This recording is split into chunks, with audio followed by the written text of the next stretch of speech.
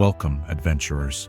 Tonight, beneath the flickering torchlight of our grand hall, we gather to share legendary tales from distant realms, stories of magic, monsters, and mighty heroes, to guide you gently into the realm of dreams. Before we cross into the veil of slumber, take a moment to cast a support spell, smash the like button, and join our growing adventuring party by subscribing. Also, I'm curious what realm you're watching from.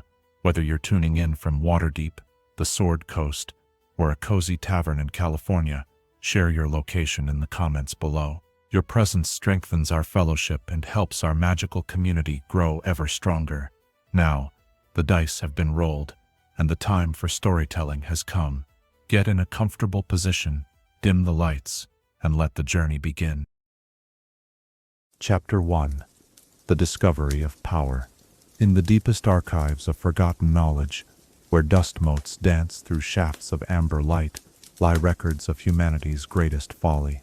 Tonight, as silence settles around us like a gentle shroud, we venture into the story of discovery that would nearly unmake the world itself. This is the tale of the Rune Wars, and how the finding of ultimate power became the catalyst for ultimate destruction. Long before the current age, when the world was younger and magic flowed more freely through the veins of Runeterra, there existed artifacts of such immense power that they defied comprehension. These were not mere trinkets crafted by mortal hands, but fragments of creation itself, pieces of the fundamental forces that shaped reality when the world was born. They were called the World Runes, and their discovery would mark the beginning of the most devastating period in recorded history. Picture, if you will, the moment of that first discovery. A lone mage, perhaps wandering through ancient ruins or delving deep into forgotten chambers, stumbles upon something that should never have been found. The air itself seems to hum with potential as their fingers trace the intricate patterns carved into stone that pulses with inner light. This is no ordinary magical artifact. This is a fragment of the blueprint of existence itself, a shard of the power that separated light from darkness, land from sea, life from void. The world runes were not created by any civilization known to history. They were remnants from the time of creation, when the fundamental forces of the universe were still taking shape. Each rune contained within it a different aspect of reality's foundation, the power to command the elements, to reshape matter itself, to bend time and space to one's will.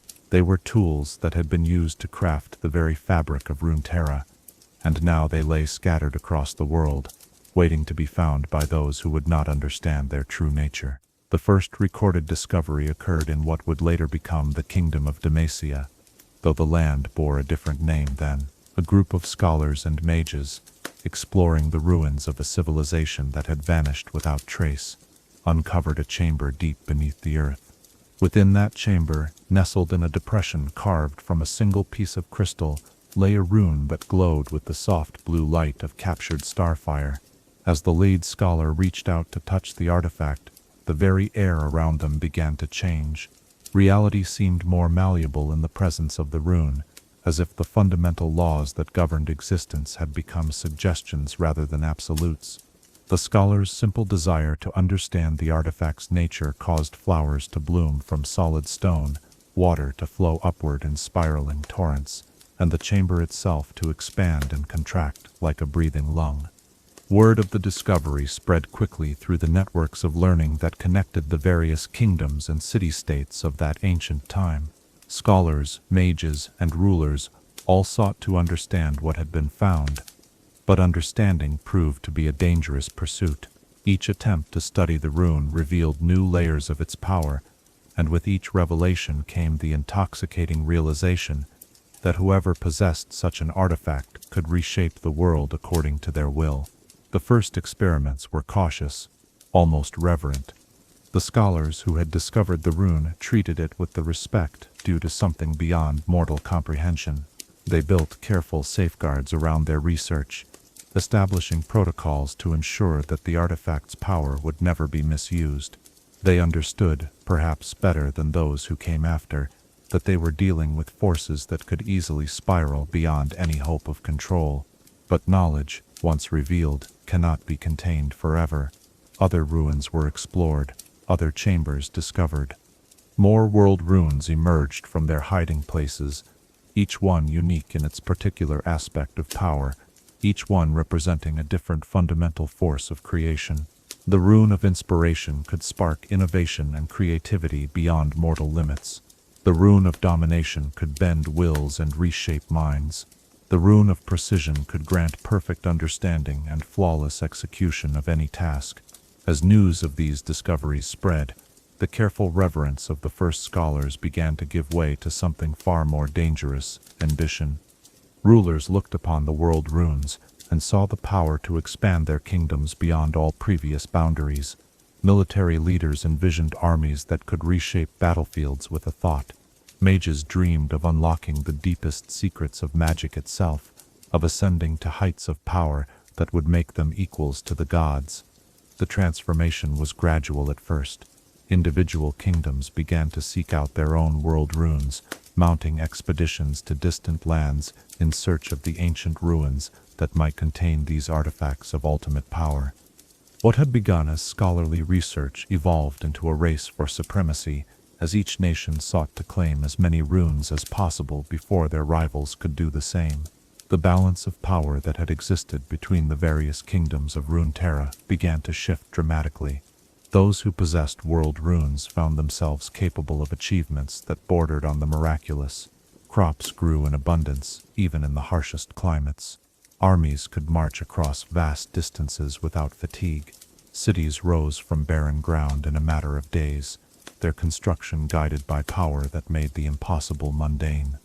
Yet with each use of the world runes, something fundamental began to change in those who wielded them. The artifacts were not merely tools to be used and set aside, they were fragments of creation itself, and prolonged exposure to their power left marks upon both body and soul. Mages who worked closely with the runes began to exhibit changes that went beyond the physical. Their understanding of reality became fluid, their perception of cause and effect altered in ways that made them increasingly alien to ordinary mortals. The world runes demanded a price for their power, though that price was not always immediately apparent.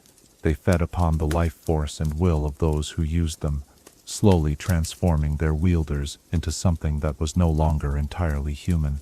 Some scholars theorized that the runes were not merely tools but living entities in their own right, conscious fragments of creation that sought to reclaim their original purpose by reshaping the world through mortal hands.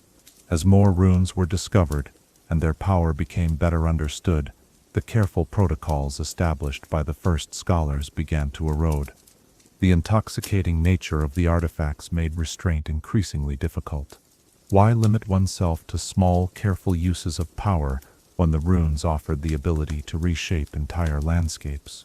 Why accept the slow progress of conventional magic when ultimate power lay within reach?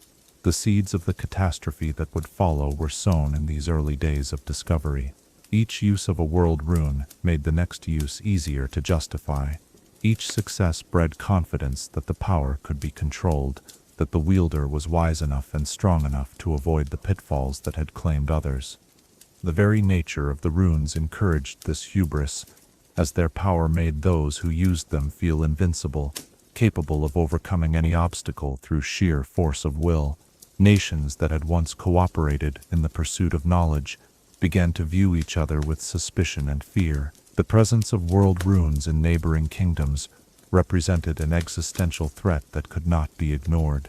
Treaties that had lasted for generations crumbled as rulers calculated the military advantages that the artifacts might provide to potential enemies.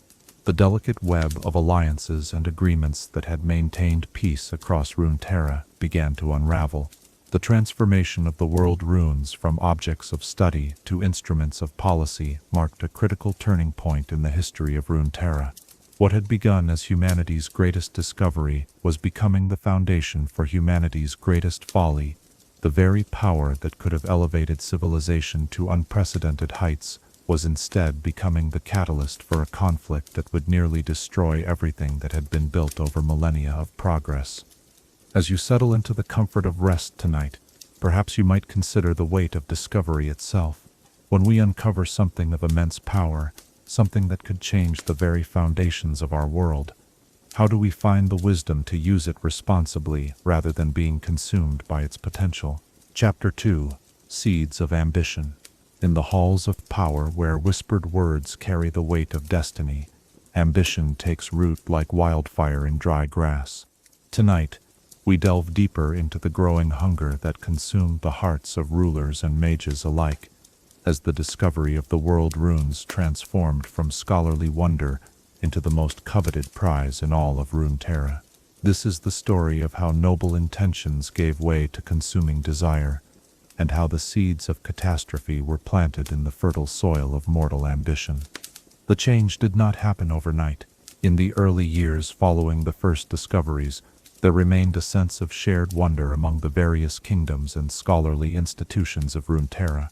The world runes were viewed as treasures belonging to all of humanity, artifacts that could unlock the deepest mysteries of existence and elevate civilization to heights previously unimaginable.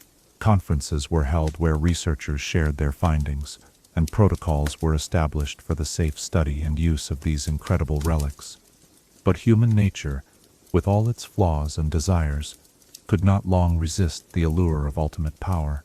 The first cracks in the cooperative spirit appeared when the kingdom of Vorthok, a nation that had contributed significantly to the early research, began to restrict access to the world rune in their possession.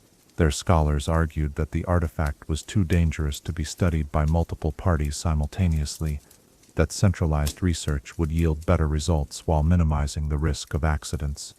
King Aldous of Vorthok was not an evil man by any measure.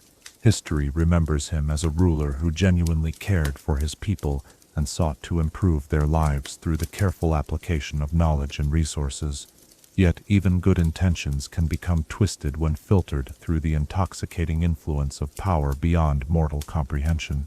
The world rune in Vorthok's possession was the Rune of Abundance, capable of ensuring that crops grew thick and harvests were bountiful even in the harshest conditions.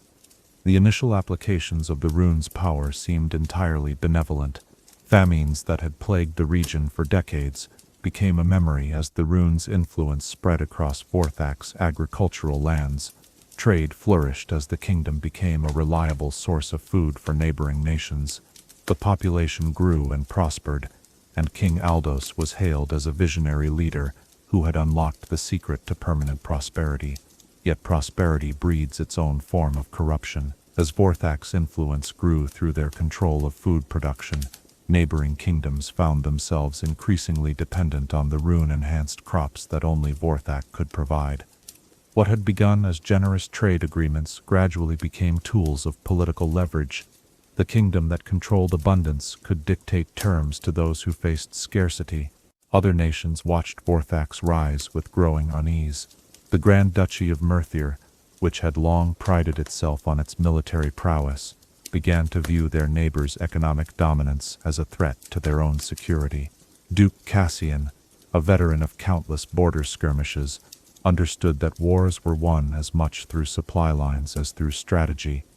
A kingdom that could feed unlimited armies while starving its enemies possessed an advantage that traditional military might could not overcome.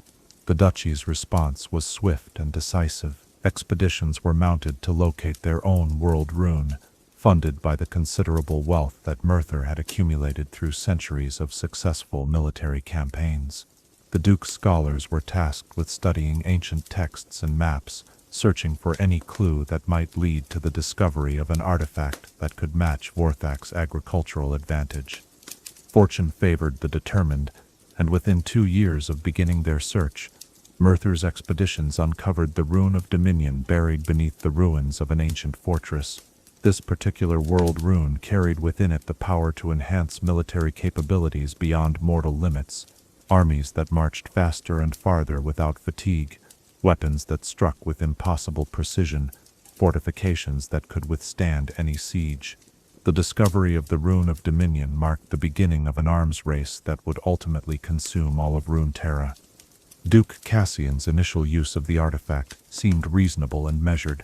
Border disputes that had simmered for generations were resolved through demonstrations of overwhelming military superiority that made actual combat unnecessary. The duchy's enhanced forces served as peacekeepers, their mere presence sufficient to deter aggression and maintain stability. But the balance of power had shifted, and other nations could not ignore the implications. The free cities of the eastern coast, a confederation of merchant states that had thrived through trade and diplomacy, found themselves caught between two powers that each possessed capabilities far beyond conventional means. Their response was to pool their considerable resources and launch the most extensive archaeological expedition in recorded history. The Eastern Coast expedition was led by Archmagus Valoria, a scholar whose understanding of ancient magical theory was unmatched in her generation. Where previous searches had relied on luck and general exploration, Valoria approached the quest for world runes with systematic precision. She studied the patterns of previous discoveries, analyzed the magical resonances that emanated from known rune sites, and developed theories about where other artifacts might be hidden. Her methodical approach yielded spectacular results. Within 5 years, the Eastern Coast Confederation had located not one but 3 world runes, each representing a different aspect of creation's power. The Rune of Knowledge granted perfect understanding of any subject upon which it was focused. The Rune of Inspiration sparked innovation and creativity that pushed the boundaries of what was thought possible. The Rune of Resolve strengthened the will and determination of those within its influence, making them capable of achieving seemingly impossible goals. With 3 world runes under their control, the free cities transformed virtually overnight from a collection of trading posts into the most advanced civilization Runeterra had ever seen. Their scholars unlocked secrets of magic and technology that had been lost for millennia. Their artisans created works of beauty and utility that seemed to blur the line between craft and miracle. Their merchants developed new forms of commerce that connected distant lands through networks of trade that spanned continents. The success of the Eastern Coast Confederation sent shockwaves through the established order of Runeterra. Nations that had considered themselves the pinnacles of civilization found themselves rendered obsolete by societies that wielded the fundamental forces of creation itself. The careful balance of power that had maintained relative peace for centuries crumbled as each kingdom realized that survival itself might depend on acquiring their own world runes. The race for the remaining artifacts became increasingly desperate and competitive. Diplomatic missions that had once focused on trade and cultural exchange were now thinly veiled intelligence-gathering operations seeking any information that might lead to new discoveries. Ancient ruins that had been ignored for generations became the sites of frantic excavation as nations competed to uncover whatever secrets they might contain. Scholarly cooperation, which had been the foundation of early world rune research, gave way to jealous secrecy. Research findings that had once been shared freely were now classified as state secrets.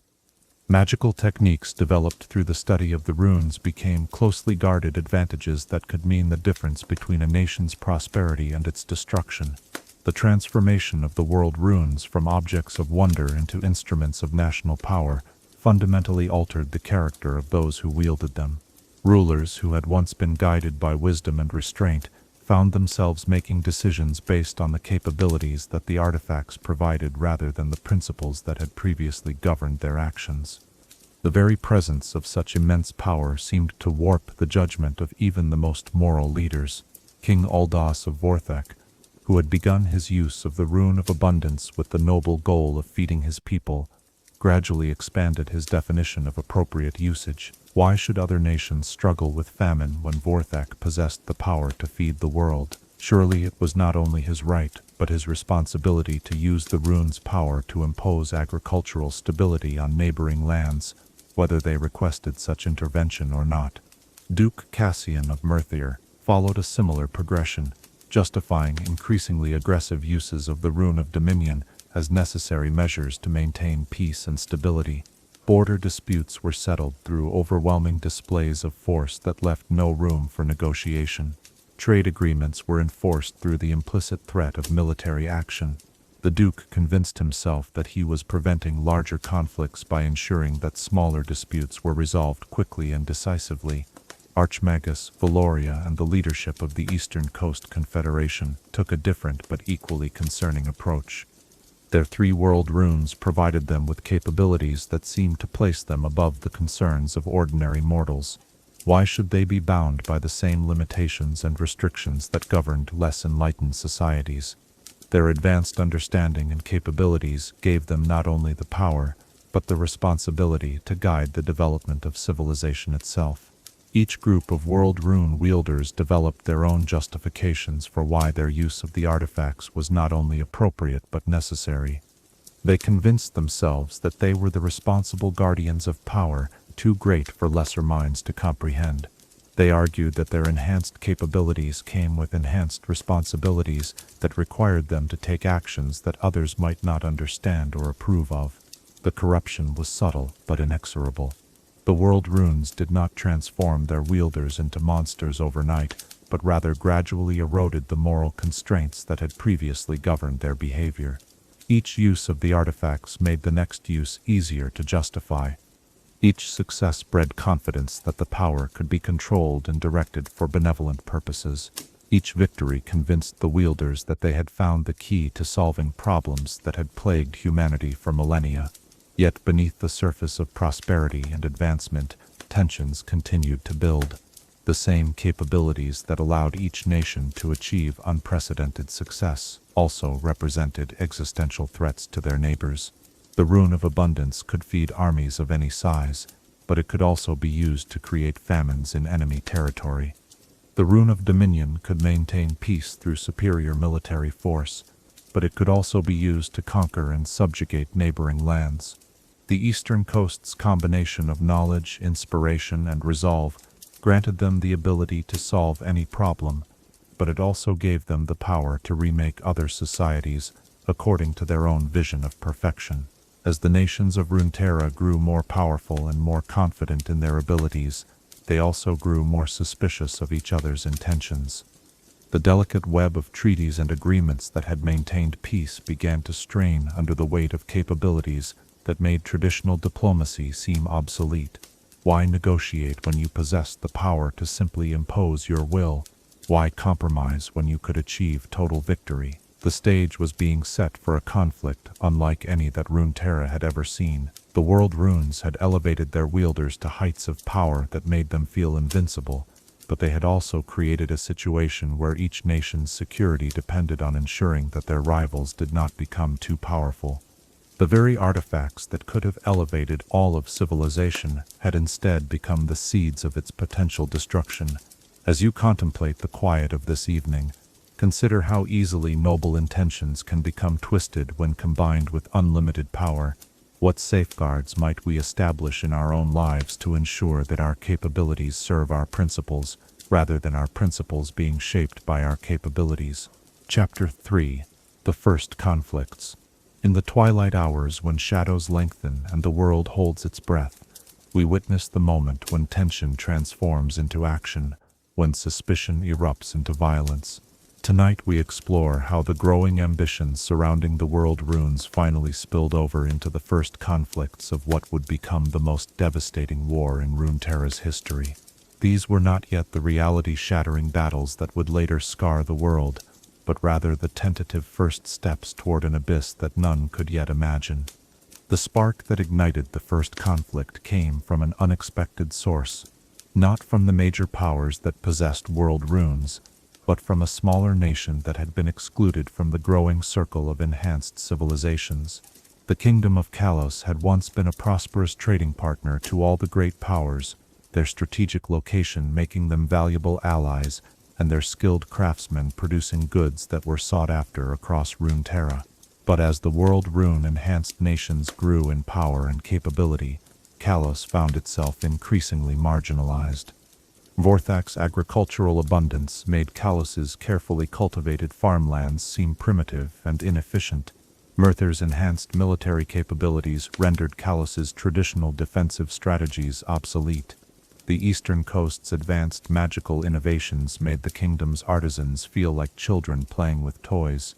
King Thiron of Kalos was a proud man who had inherited a kingdom built on centuries of careful diplomacy and skilled craftsmanship.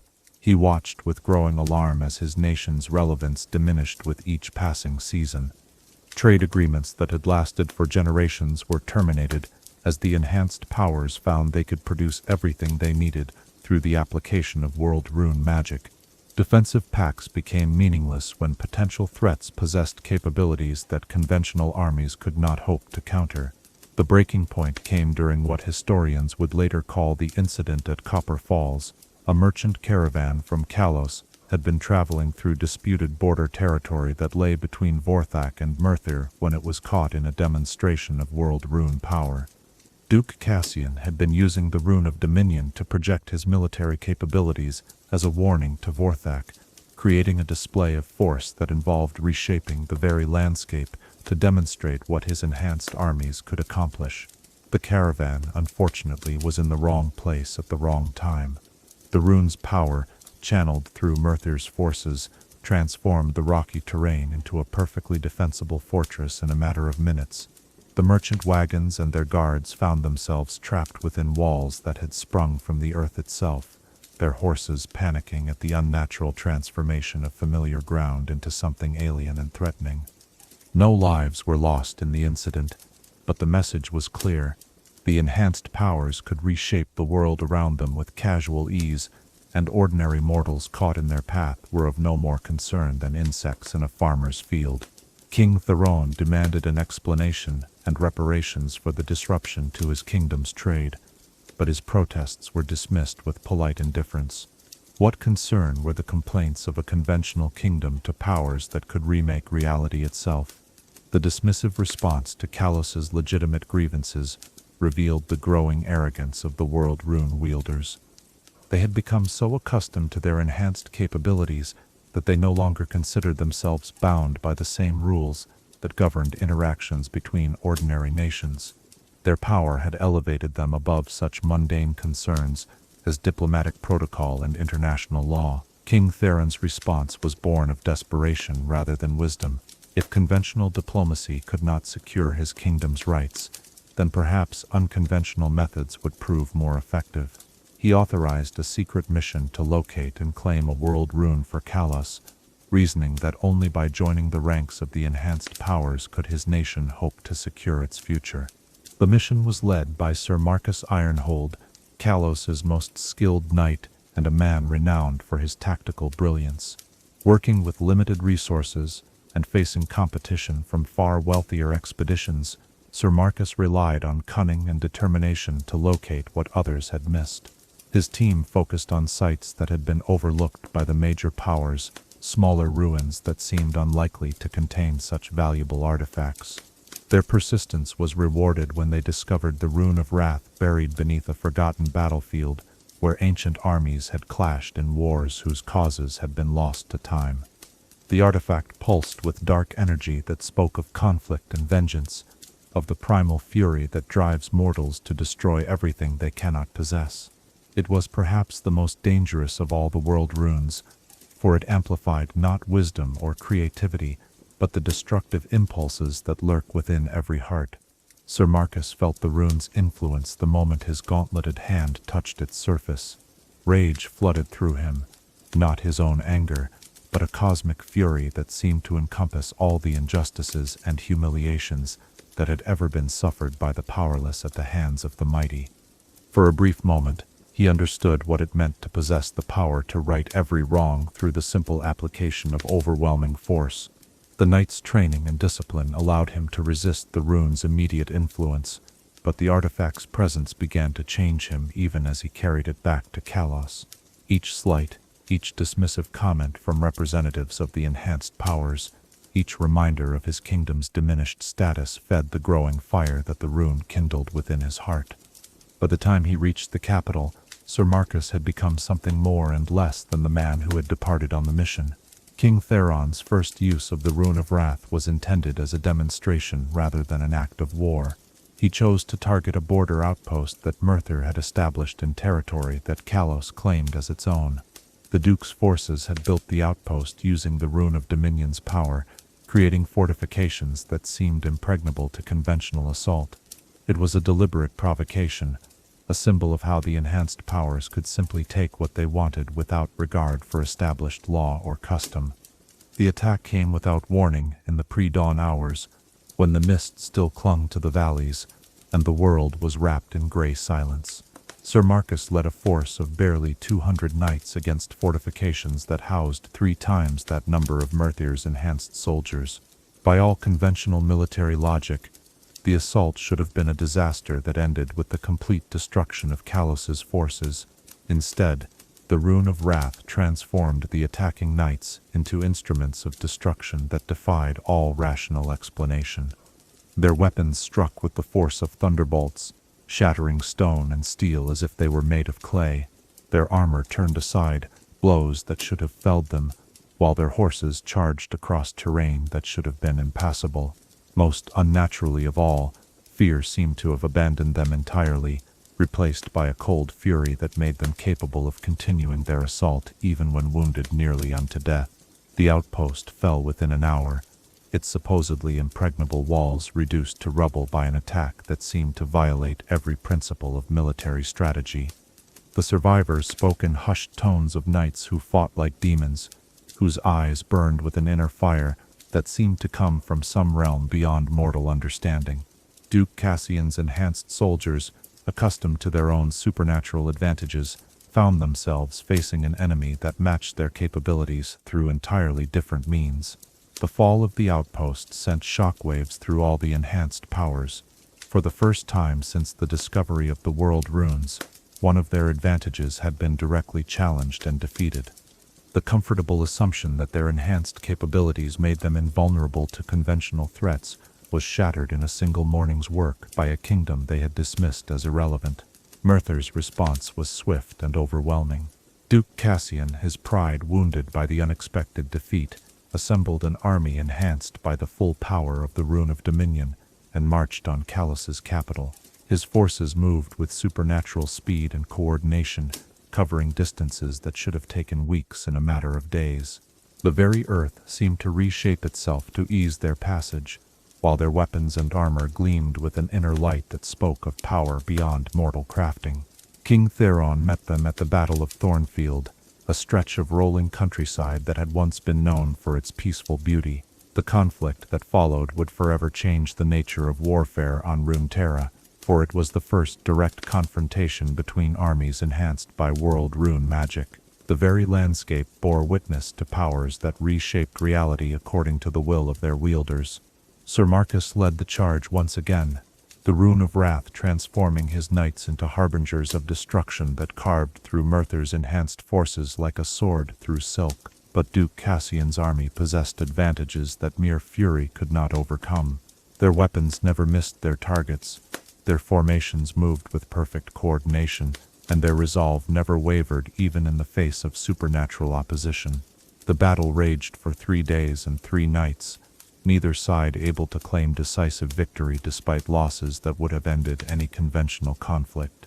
The Rune of Wrath drove Kalos's forces to heights of berserker fury that made them nearly unstoppable in direct combat, but the Rune of Dominion granted Merthyr's army tactical advantages that allowed them to avoid the worst of their enemy's assault, while systematically weakening their opponents through superior strategy and coordination. On the 4th dawn, as both armies stood exhausted and bloodied, but still ready to continue the fight, a new factor entered the conflict. Archmagus Valoria arrived with a small delegation from the Eastern Coast Confederation, bearing a banner of parley and a proposal that would forever change the nature of the growing crisis. The Archmagus had been observing the battle from a distance, using the Rune of Knowledge to analyze the capabilities that both sides displayed. What she saw convinced her that the conflict between Kalos and Merthyr was merely the beginning of something far more dangerous. The world runes were not merely enhancing their wielders' capabilities, they were fundamentally altering the nature of conflict itself, creating situations where conventional victory became impossible because both sides possessed advantages that canceled each other out. Her proposal was elegant in its simplicity and terrifying in its implications. Rather than allowing the various world rune wielders to exhaust themselves in an endless series of conflicts that none could truly win, Why not establish a new order based on cooperation between the enhanced powers? The conventional kingdoms like Kalos could be brought into this new system as junior partners, their territories administered by those with the wisdom and capability to use world rune power responsibly. The proposal was presented as a path to peace, but its true nature was the formalization of a new hierarchy based entirely on magical power. Those who possessed world runes would become the rulers of the new order, while those who lacked such artifacts would be relegated to the status of subjects, their autonomy sacrificed in the name of stability and progress. King Theron's rejection of the proposal was immediate and absolute. He had not fought to free his kingdom from the dominance of the enhanced powers only to accept formal subjugation in their place. Duke Cassian, his pride still stinging from the unexpected resistance he had encountered, was equally unwilling to accept any arrangement that legitimized challenges to his authority. But the seeds of a larger conflict had been planted.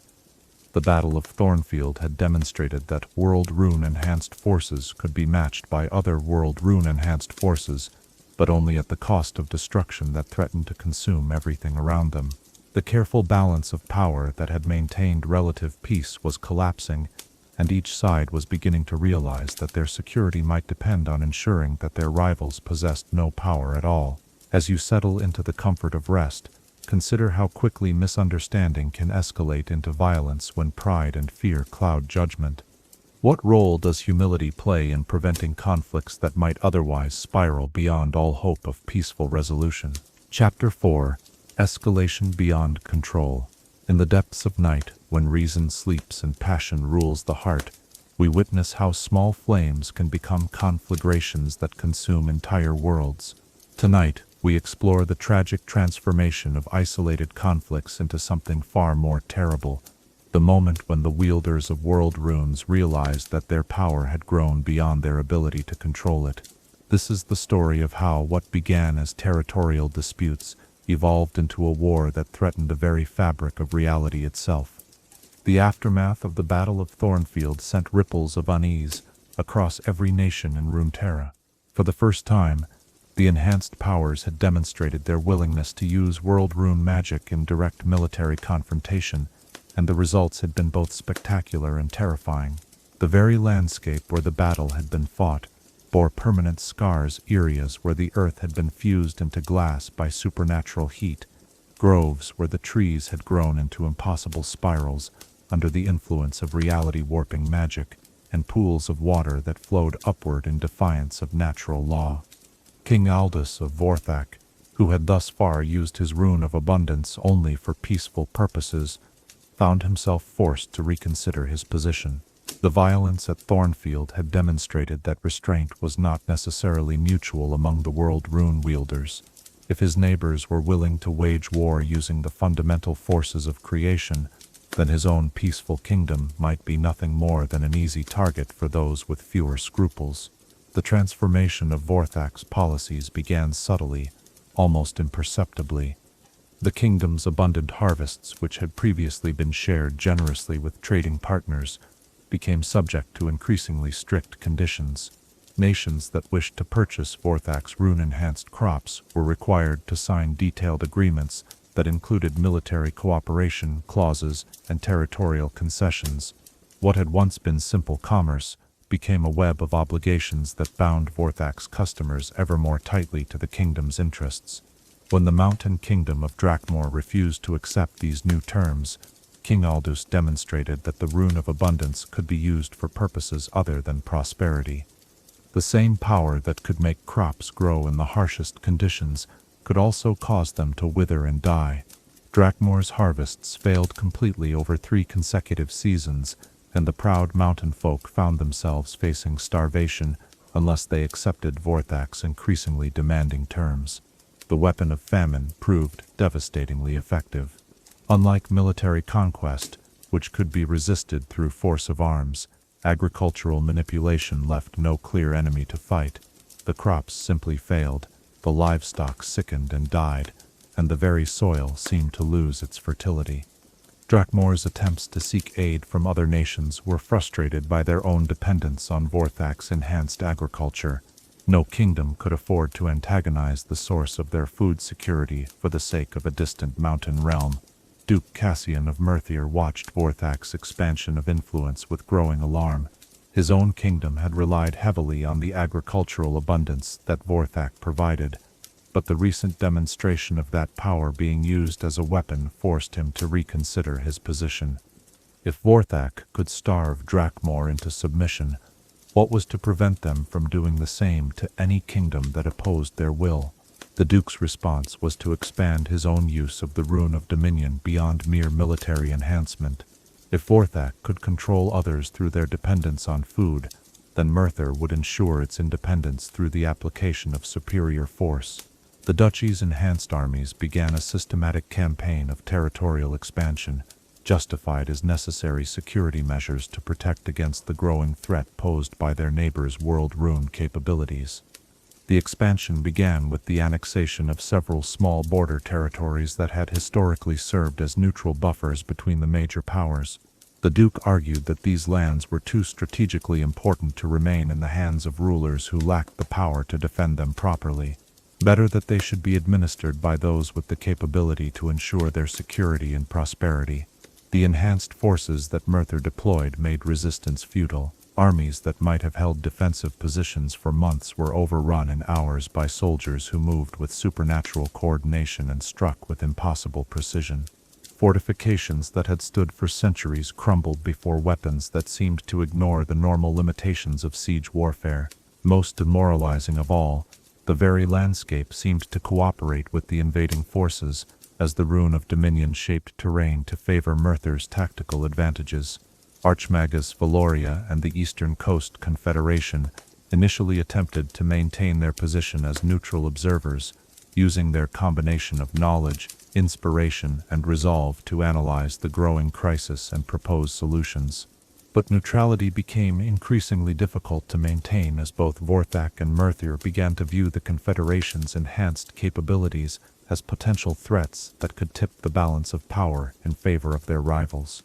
The Confederation's first direct involvement in the escalating conflicts came when refugees from the annexed territories began fleeing toward the eastern coast cities, seeking sanctuary from the wars that were consuming their homelands. The Archmagus found herself facing a moral dilemma that would have profound consequences for the future of Runeterra. The refugees brought with them stories of world Rune, power being used in ways that violated every principle of civilized warfare. Entire communities had been transformed overnight, their inhabitants subjected to magical alterations that made them more compliant and easier to govern. Landscapes had been reshaped to eliminate traditional hiding places and defensive positions, leaving populations completely vulnerable to the enhanced forces that now ruled their territories. Using the Rune of Knowledge, Archmagus Valoria was able to verify the truth of these accounts and understand their full implications. The world runes were not simply enhancing their wielders' capabilities.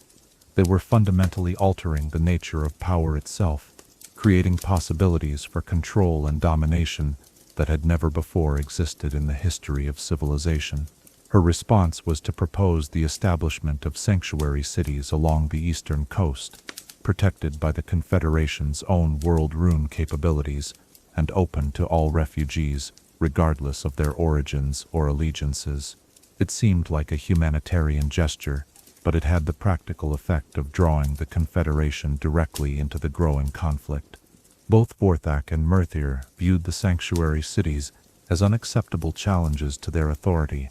If populations could simply flee to the eastern coast whenever they disagreed with the new order being imposed upon them, then the effectiveness of world rune-based governance would be severely undermined.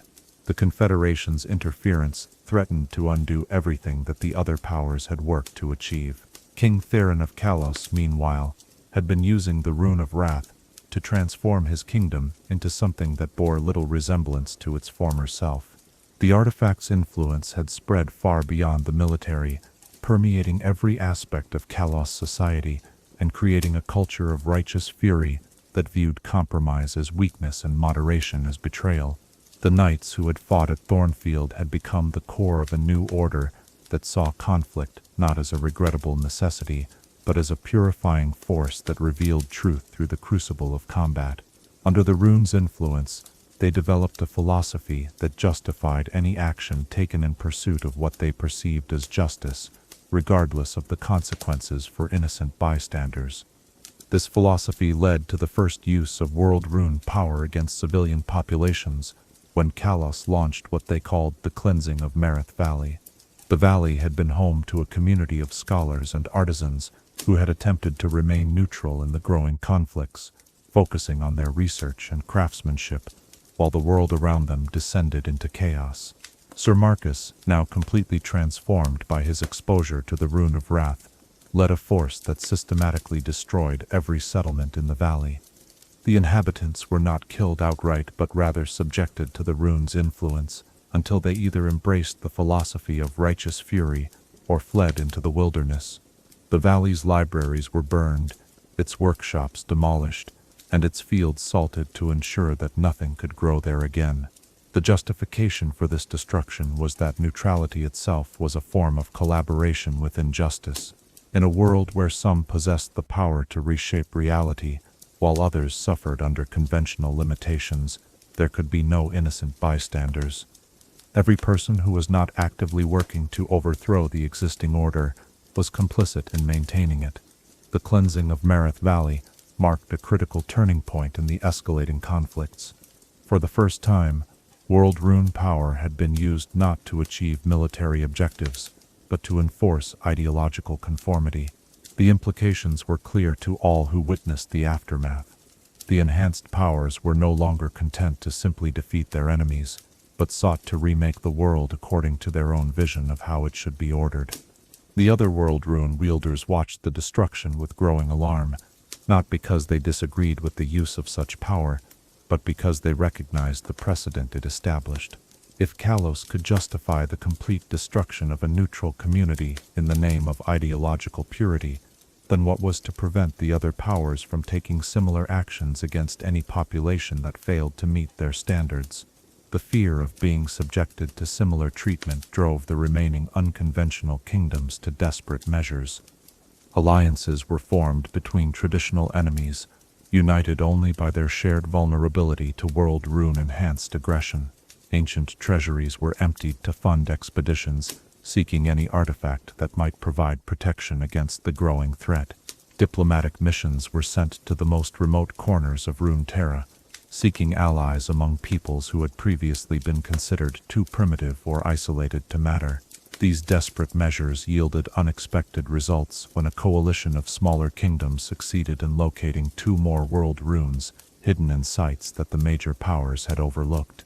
The Rune of Preservation, discovered in the frozen wastes of the far north, granted the ability to protect anything from change or destruction. The Rune of Unity, found in the ruins of an ancient temple, could bind separate entities together into a single collective consciousness. The discovery of these new artifacts completely altered the balance of power that had been emerging.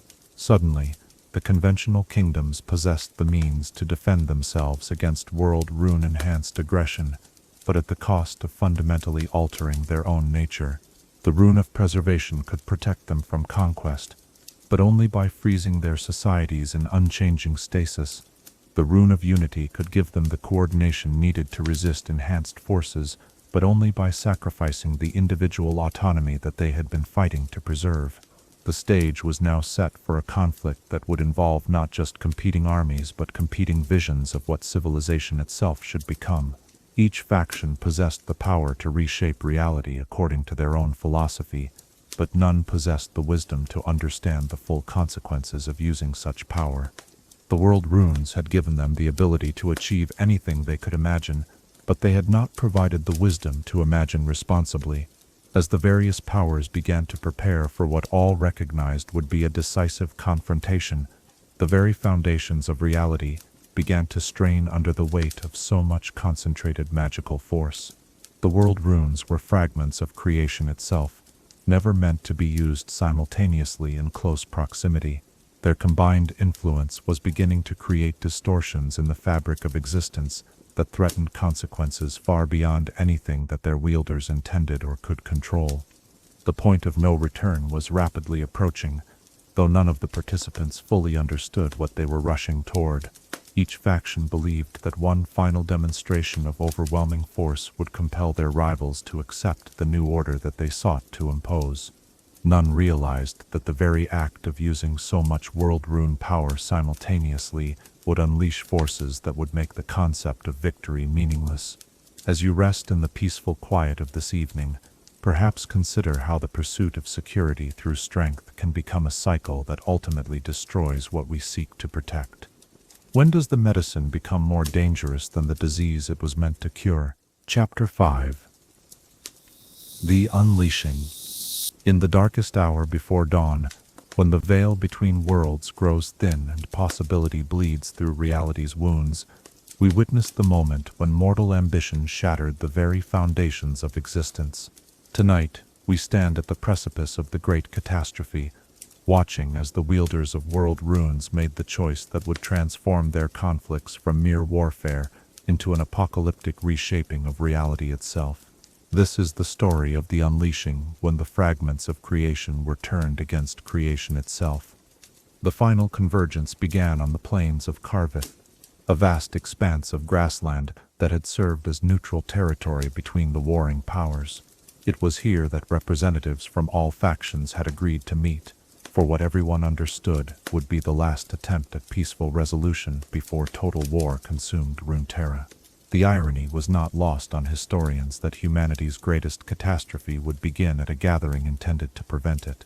Archmagus Valoria arrived first, her delegation protected by the combined power of 3 world runes that created a shimmering barrier of pure knowledge around their encampment. The runes of knowledge, inspiration, and resolve worked in harmony to grant her party perfect understanding of their situation, unlimited creativity in seeking solutions, and unwavering determination to see their mission through to completion. King Aldous of Vorthak came next, his retinue surrounded by an aura of abundance that made the very ground beneath their feet burst forth with flowers and grain. The rune of abundance had transformed his followers into beings who radiated prosperity and plenty, their presence causing food to appear spontaneously and water to flow from barren ground. Duke Cassian of Merthyr arrived with a force that moved like a single organism, their coordination so perfect that they seemed to share a collective mind. The rune of dominion had enhanced their military capabilities, to the point where individual soldiers had become extensions of a single strategic intelligence that could anticipate and counter any threat with supernatural precision.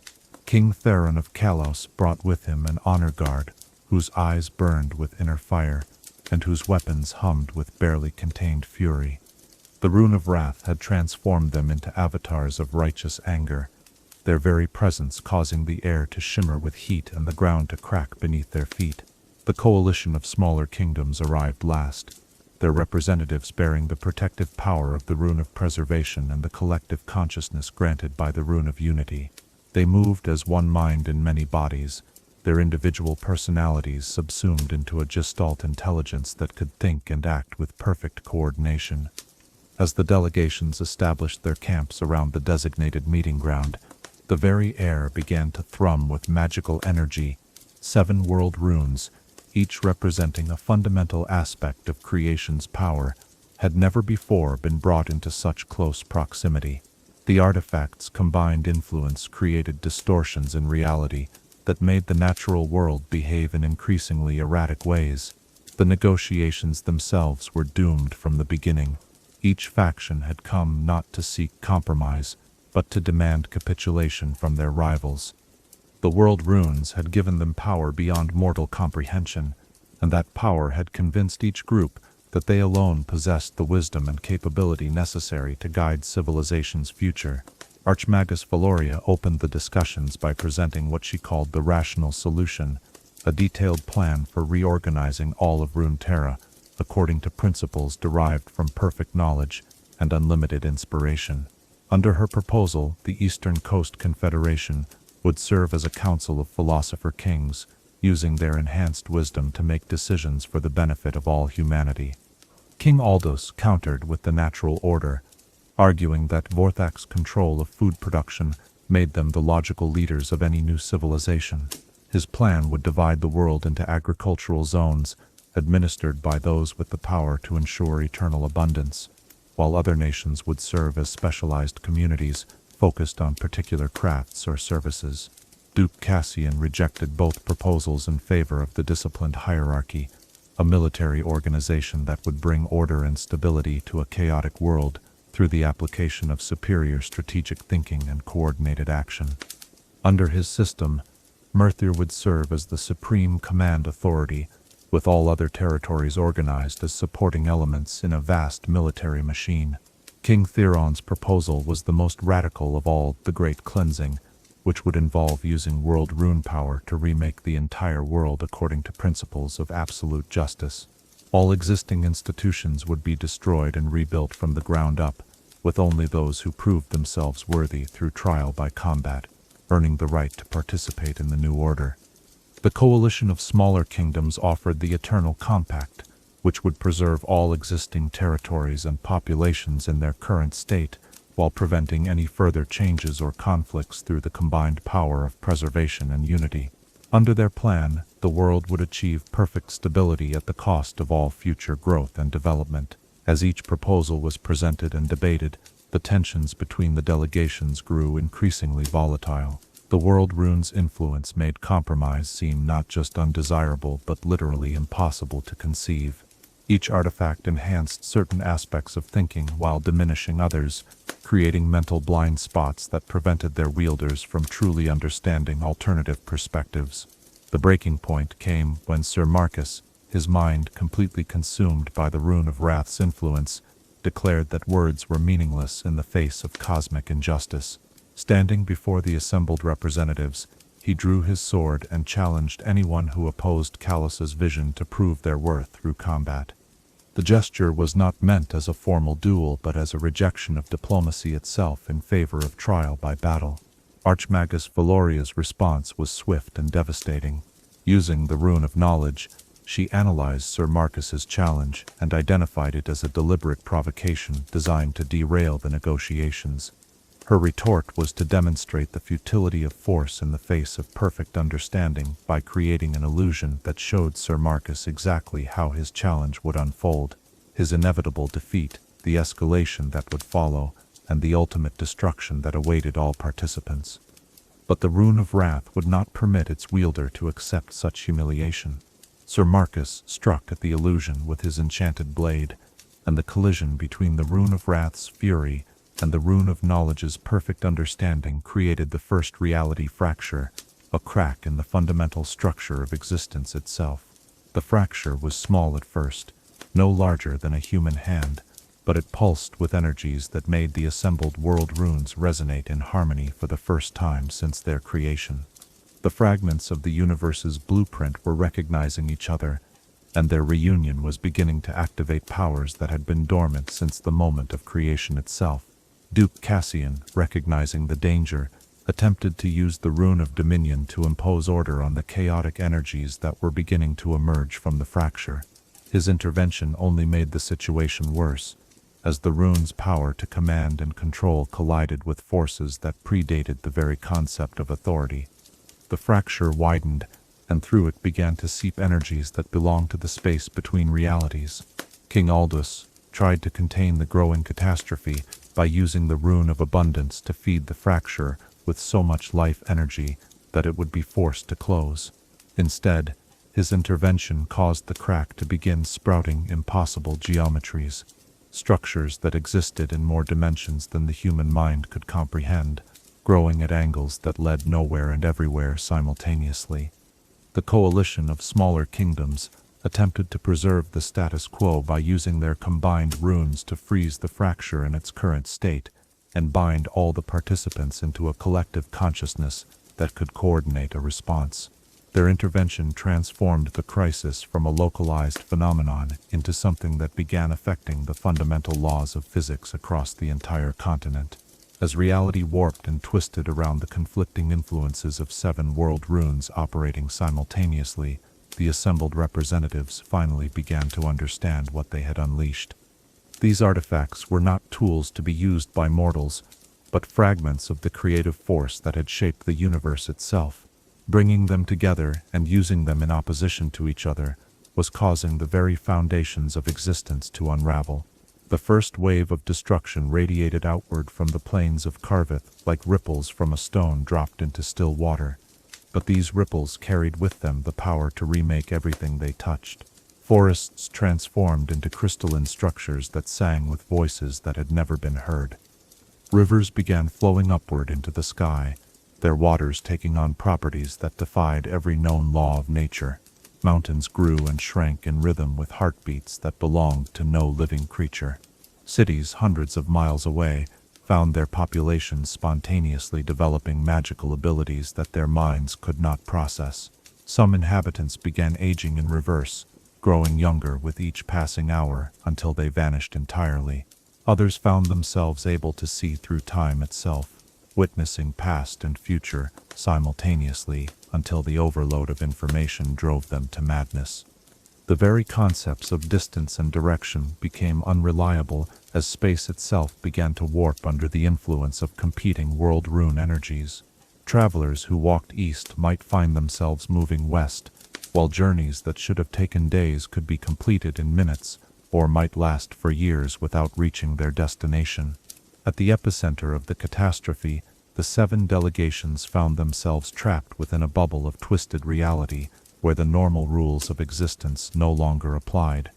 Time moved in loops and spirals, allowing them to witness the consequences of their actions before making the decisions that would cause those consequences. They could see the destruction they were unleashing, understand the magnitude of their mistake, but the world rune's influence prevented them from making the choice to stop. Archmagus Valoria, her consciousness expanded by the rune of knowledge, began to comprehend the full scope of what was happening. The world runes were not separate artifacts, but pieces of a single unified system that had been used to create reality itself. Scattered across Runeterra and used individually, they were powerful but contained.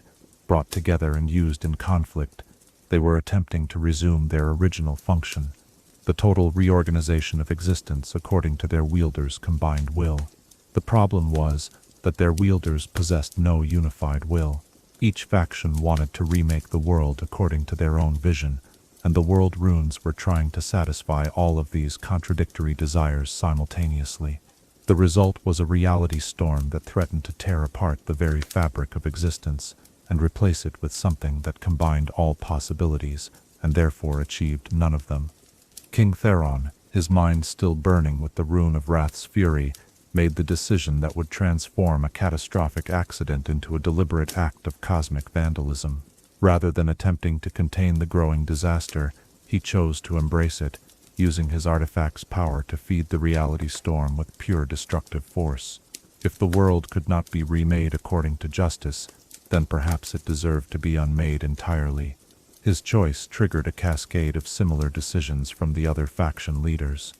King Aldos poured the rune of abundance's power into the storm, creating a feedback loop that made the destruction self-sustaining. Duke Cassian used the rune of dominion to impose military precision on the chaos, turning random destruction into a systematic unmaking of everything that existed. The coalition leaders added their own artifacts' power to the mix, preserving the destruction in an eternal state and binding all participants into a collective experience of apocalypse. The second wave of destruction that radiated from Karvith was no longer an accident but a weapon, the conscious choice of mortals who had decided that if they could not rule creation, they would destroy it instead. This wave carried with it not just the power to remake reality, but the specific intent to unmake everything that the wielder's enemies held dear. Entire kingdoms vanished, not through conquest but through retroactive elimination from history itself. People, places, and events were edited out of existence so completely that even the memory of them ceased to exist. Languages were unspoken, cultures were unexperienced, and civilizations that had lasted for millennia were reduced to conceptual voids that had never been filled. Yet even as they wielded the power to unmake their enemies, the world rune wielders found that they could not escape the consequences of their own actions.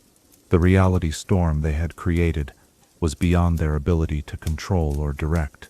It consumed their allies as readily as their enemies, unmaking their own achievements even as it destroyed those who had opposed them. As the catastrophe reached its crescendo, and the very concept of existence began to blur at the edges, a few scattered voices began to cry out for sanity. These were not the faction leaders, whose minds had been too thoroughly corrupted by world rune influence, but rather ordinary mortals who found themselves caught in the growing maelstrom and somehow retained enough clarity to understand what needed to be done. The call for salvation would come from an unexpected source, a young mage whose name would echo through history as both savior and eternal guardian. But that tale of desperate heroism lies ahead of us, in the chapters yet to come. As you settle into peaceful rest tonight, consider how the power to create and the power to destroy are often the same force, separated only by the wisdom and restraint of those who wield them.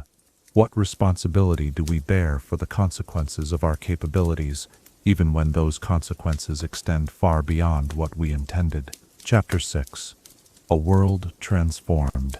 In the aftermath of storms, when the air hangs heavy with the scent of change, and the landscape bears scars that speak of forces beyond mortal comprehension, we find ourselves contemplating transformation on a scale that defies imagination. Tonight, we explore the immediate consequences of the world rune's unleashing, witnessing how the reality storm that erupted from the plains of Karvith reshaped not just the physical world, but the very nature of existence itself across all of Runeterra. The transformation began at the moment of unleashing but spread outward in waves that moved faster than light, faster than thought, faster than the very concept of speed itself. These were not mere physical forces reshaping matter and energy, but fundamental alterations to the laws that governed how reality functioned. In the space between one heartbeat and the next, the world that had existed for millennia ceased to be, replaced by something that bore only passing resemblance to what had come before. The first and most immediately visible changes occurred to the landscape itself. Mountains that had stood for geological ages found their very existence questioned by the reality storm's passage. Some peaks began growing at impossible rates, adding hundreds of feet to their height within hours as the rune of abundance's influence caused the earth itself to reproduce and multiply. Others started aging in reverse, their stone growing younger and softer until ancient granite became flowing magma that defied every law of physics by flowing upward into the sky. The great forests of central Runeterra experienced transformations that turned them into landscapes from fevered dreams. Trees began growing in spirals and loops, their branches intertwining not just with each other, but with their own past and future states. A traveler might climb a tree only to find themselves descending the same tree they had climbed yesterday, or discover branches that led to clearings that existed in different seasons simultaneously. Rivers and lakes underwent changes that challenged the very concept of water. Some bodies of water began flowing through time instead of space, carrying memories and possibilities instead of fish and silt. Sailors who launched their boats on familiar waters might find themselves navigating streams of liquid starlight that flowed through the dreams of sleeping cities, or lakes that reflected not the sky above, but the sky as it would appear in distant futures. The coastal regions, where the reality storm met the vast oceans, became places where the boundary between water and sky lost all meaning. Tidal waves rose and fell in perfect stillness, their motion existing in temporal loops that made them simultaneously eternal and instantaneous. Islands appeared and disappeared according to the thoughts of those who observed them, while sea creatures began swimming through air as easily as water, their forms shifting between scales and feathers and substances that had no names. Cities and towns across the continent found themselves subject to architectural impossibilities that reflected the chaotic mixture of world rune influences. Buildings began growing like living things, their walls breathing and their windows blinking with awareness that seemed almost sentient. Streets rearranged themselves according to the emotional states of their inhabitants, leading cheerful travelers to pleasant destinations, while guiding the melancholy through mazes of sorrow that had no exit.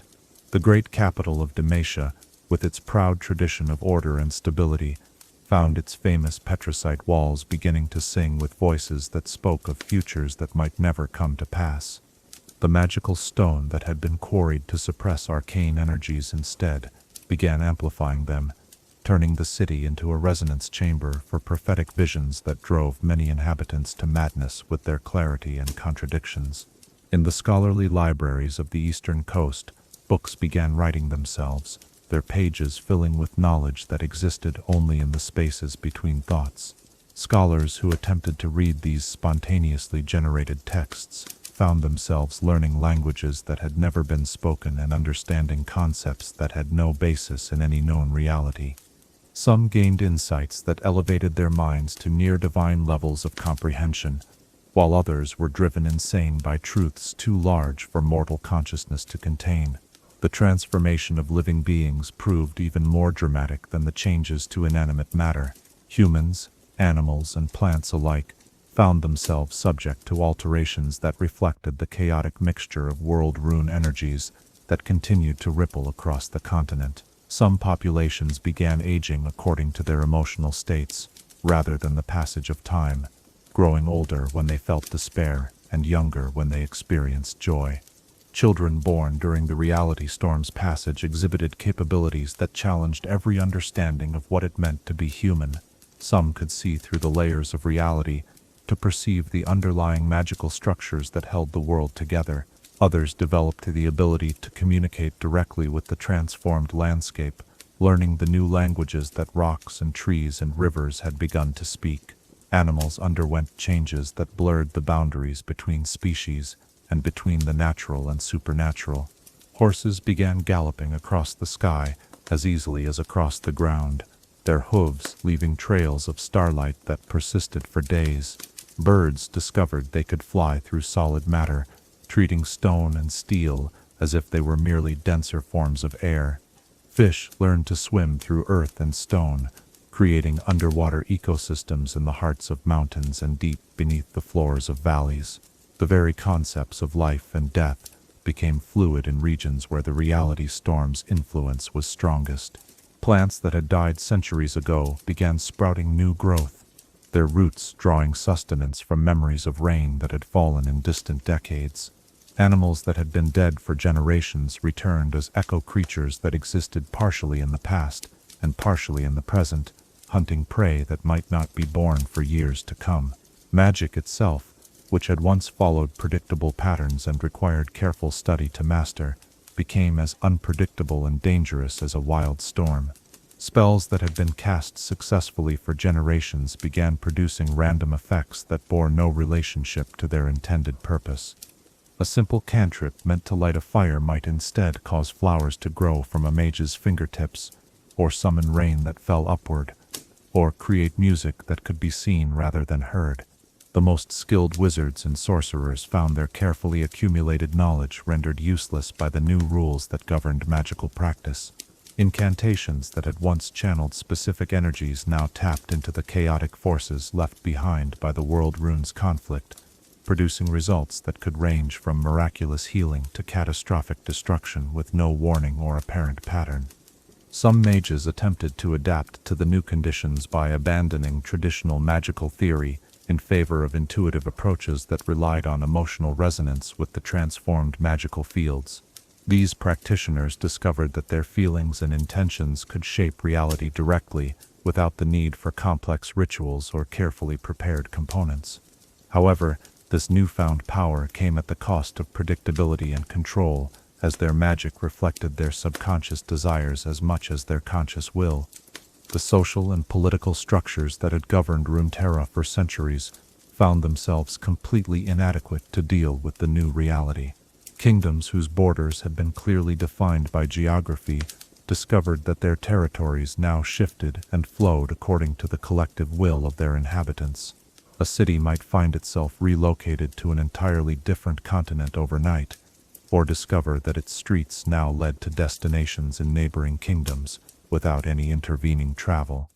Legal systems based on concepts of individual responsibility and consistent cause and effect became meaningless when a person's actions might have consequences that manifested in different times and places, or when the same action might produce entirely different results depending on the magical weather. Courts of law were replaced by councils of interpretation that attempted to divine meaning from events that defied logical analysis. Economic systems collapsed as the fundamental assumptions underlying trade and commerce were invalidated by the new reality. What value did gold have when the Rune of Abundance's residual influence could cause it to spontaneously multiply or transform into entirely different substances? How could contracts be enforced when the parties to an agreement might find themselves existing in different temporal states, or when the goods being traded might cease to exist if observed too closely? Religious and philosophical systems struggled to accommodate a reality where the impossible had become mundane and the miraculous was a daily occurrence. Temples dedicated to gods of order found their rituals producing chaos, while shrines to deities of change became islands of unexpected stability in the transformed world. Priests and philosophers who had spent their lives studying the nature of existence found themselves needing to completely reconstruct their understanding of reality from first principles. The psychological impact on Runeterra's populations was perhaps the most profound transformation of all. People who had lived their entire lives in a world governed by predictable natural laws suddenly found themselves in an environment where anything was possible and nothing was certain. Some embraced the chaos with joy, seeing it as liberation from the constraints that had previously limited their potential. Others retreated into madness or denial, unable to accept a reality that contradicted everything they had believed about the nature of existence. Communities that had been separated by vast distances found themselves brought together by the spatial distortions that made geography meaningless. Strangers became neighbors overnight as their homes were relocated by forces beyond their control. Language barriers became irrelevant when people discovered they could communicate through shared dreams or by reshaping the landscape to express their thoughts in visual form. Yet, even as the world transformed beyond recognition, life continued. Farmers learned to cultivate crops that grew in temporal spirals, harvesting grain from plants that existed in multiple seasons simultaneously. Merchants developed new forms of trade based on the exchange of experiences and possibilities rather than physical goods. Artists discovered they could create works that existed in dimensions beyond the merely visual, crafting sculptures from crystallized music and paintings that depicted the emotional resonance of colors that had no names. The children who had been born during the reality storm's passage became the first generation to treat the transformed world as normal, rather than miraculous. They played games that involved reshaping local reality, communicated through empathic connections that transcended language, and learned to navigate a landscape where the laws of physics were suggestions rather than absolute rules. These children became the bridge between the old world that had been lost and the new world that was still taking shape. They retained some memory of how things had been before the transformation, but they also possessed an intuitive understanding of how to thrive in conditions that had driven many adults to despair or madness. Their perspective would prove crucial in the struggles that lay ahead, as the immediate shock of transformation began to settle into a new kind of normalcy. The survivors of the reality storm found themselves facing a fundamental question: what kind of civilization could be built in a world where the impossible was commonplace and the miraculous was mundane? The old kingdoms and empires had been swept away by forces beyond their ability to comprehend or control, but from their ruins something new was beginning to emerge. The process of adaptation was neither quick nor easy. Communities that had managed to maintain some semblance of organization during the initial transformation found themselves needing to develop entirely new approaches to every aspect of daily life. Leadership structures based on hereditary authority or democratic consensus became inadequate when reality itself could be reshaped by those with sufficient will and understanding. Yet, even in the midst of chaos and confusion, the fundamental human drives toward connection, creation, and meaning continued to assert themselves. People sought out others who shared their experiences and perspectives, forming new communities based on shared adaptation to the transformed world rather than traditional bonds of kinship or geography. As you rest in the comfort of familiar surroundings tonight, perhaps consider how we might maintain our essential humanity even when everything we thought we knew about the world proves to be wrong? What aspects of ourselves remain constant even when reality itself becomes fluid and uncertain? Chapter 7: The Desperate Alliance. In the wake of catastrophe, when familiar hatreds seem insignificant compared to the threat of total extinction, we witness the most unlikely of transformations, former enemies becoming allies in the face of annihilation. Tonight, we explore how the survivors of the reality storm found themselves forced to abandon centuries of conflict and mistrust to unite against a danger that threatened not just their kingdoms, but the very possibility of continued existence. The realization that cooperation was necessary came slowly, emerging from the chaos like dawn breaking through storm clouds. In the days immediately following the unleashing, most surviving communities were too focused on their own desperate struggle for survival to consider reaching out to former enemies. The transformed world demanded every ounce of attention and energy simply to understand the new rules that governed existence, leaving little room for thoughts of broader cooperation. It was the children who first recognized the need for alliance, those born during the reality storm, who possessed an intuitive understanding of the transformed world that their elders lacked. These young ones, scattered across the continent but connected by shared dreams and empathic bonds that transcended physical distance, began to communicate with each other across the boundaries that had once separated hostile nations. Through their unique perspective, they could see what the adults could not, that the reality storm was not a single catastrophic event, but an ongoing process that continued to destabilize existence itself. The world Rune's chaotic energies had not been fully expended in that first moment of unleashing, but continued to interact and interfere with each other, creating cascading waves of transformation that threatened to unravel what little stability remained. The first concrete warning came from a girl named Lorelei, born in the ruins of what had once been Damasia's capital during the height of the reality storm. Her birth had occurred at the precise moment when the Rune of Knowledge's influence peaked in her region, granting her an understanding of cosmic patterns that was both gift and curse. Through visions that came to her in dreams and waking trances, she began to perceive the underlying structure of the ongoing catastrophe. What Lorelei saw terrified even her enhanced consciousness. The world runes were not simply causing random chaos, but were slowly dissolving the fundamental barriers that separated different layers of reality. If the process continued unchecked, the material world would eventually merge with the spirit realm, the void and dimensions that had no names. The result would not be transformation, but complete dissolution, the end of everything that had ever existed, or could ever exist. Her warnings spread through the network of storm-born children, carried by dreams and telepathic whispers to communities scattered across the transformed continent. These children served as translators and interpreters, helping their elders understand concepts that conventional language could not adequately express. Slowly, painfully, the surviving populations began to grasp the true scope of the threat they faced. The first formal alliance was formed between the remnants of Vorthak and a coalition of mountain settlements that had once been part of Drakmor.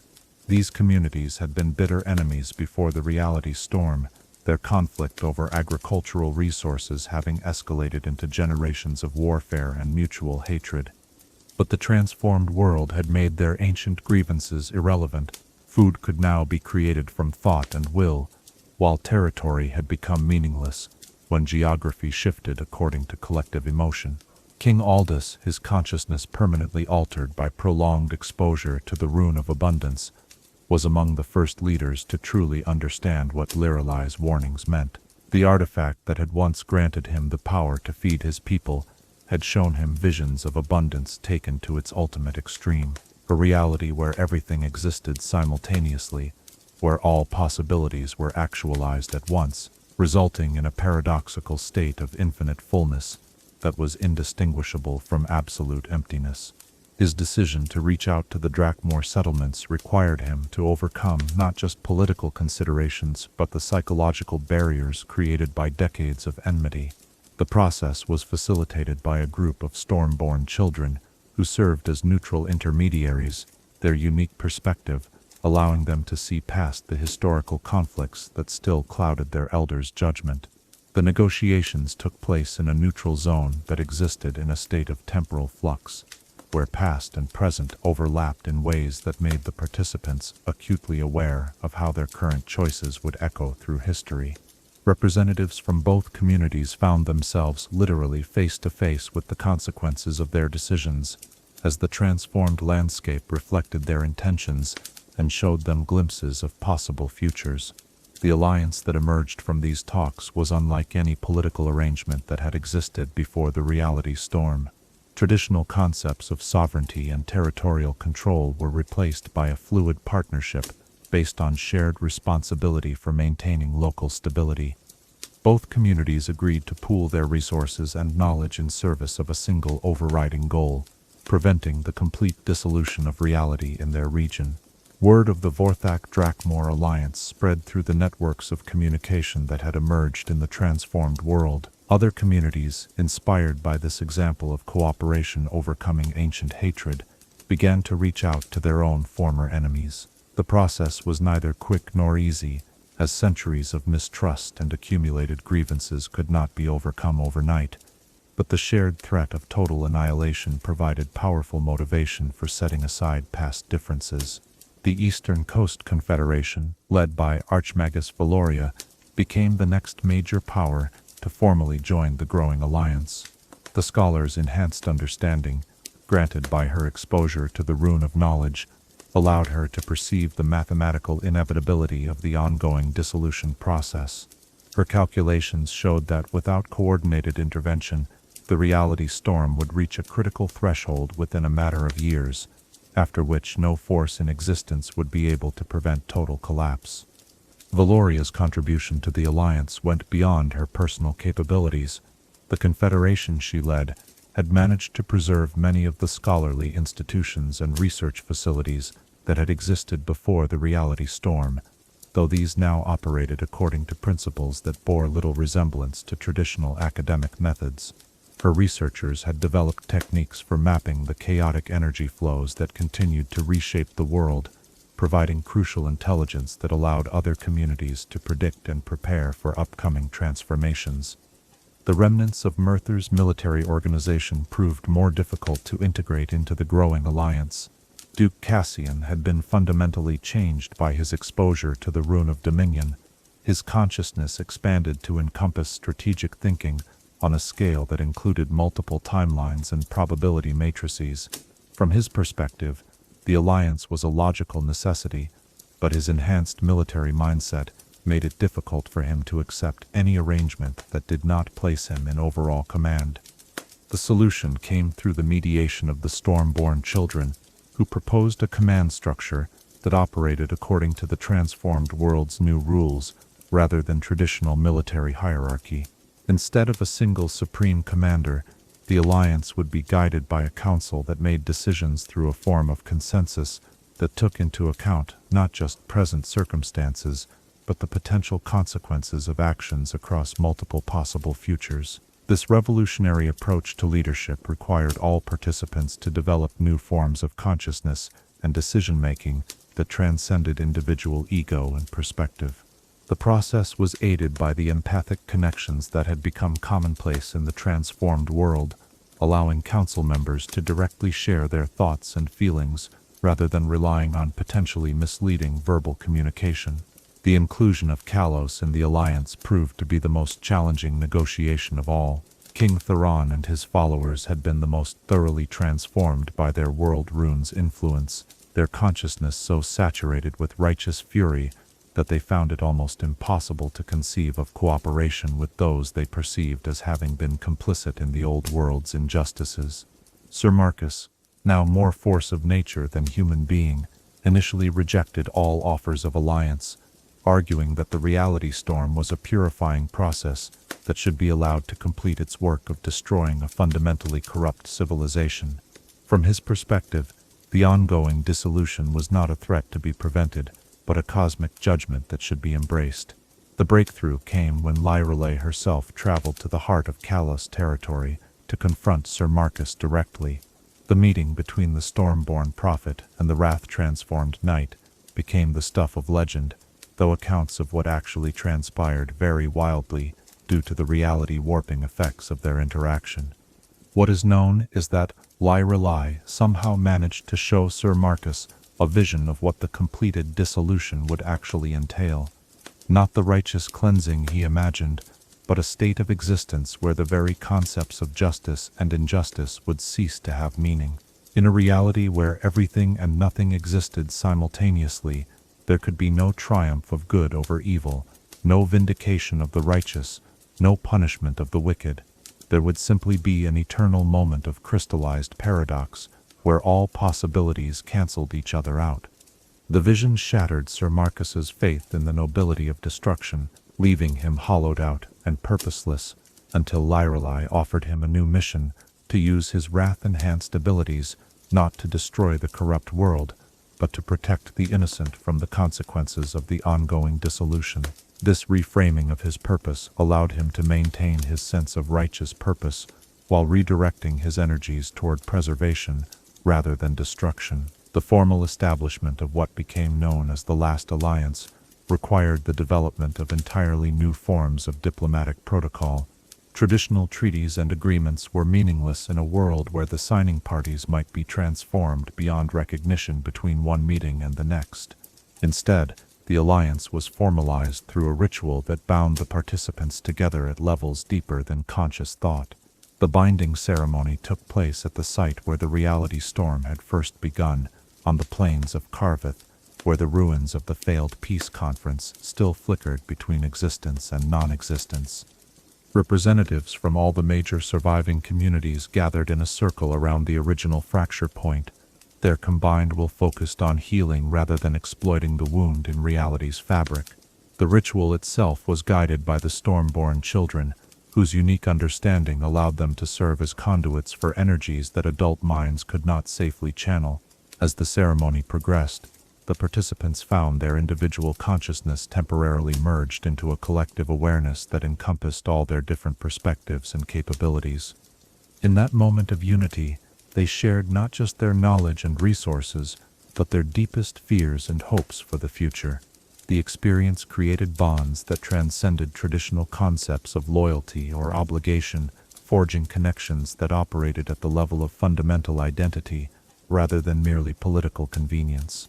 The immediate result of the alliance was a dramatic improvement in each community's ability to cope with the ongoing transformations. Shared knowledge allowed them to predict and prepare for reality shifts that would have caught individual communities off guard. Combined resources enabled them to undertake projects for large-scale stabilization that would have been impossible for any single group to accomplish. More importantly, the alliance provided psychological stability for populations that had been struggling to maintain their sanity in an increasingly incomprehensible world. The knowledge that they were not alone in their struggle, that others shared their burdens and understood their challenges, proved to be as valuable as any material resource. The Alliance's first major test came when they detected signs of an approaching reality cascade that threatened to completely destabilize the remaining inhabited regions of the continent. The Stormborn children's prophetic abilities had warned of this threat, but prediction was only the first step. Actually preventing the cascade would require coordinated action on a scale that had never before been attempted. The solution required each community to contribute their unique capabilities to a complex magical working that would essentially perform surgery on the fabric of reality itself. Vorthak's abundance-enhanced populations provided the raw life energy needed to fuel the working. Merther's strategically coordinated forces ensured that every action was perfectly timed and positioned. The Eastern Coast's knowledge-enhanced scholars calculated the precise interventions needed to redirect the chaotic energies safely.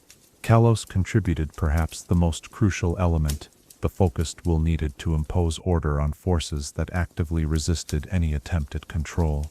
Sir Marcus and his wrath-transformed followers served as the cutting edge of the working, their enhanced fury providing the emotional intensity needed to force the chaotic energies into new patterns.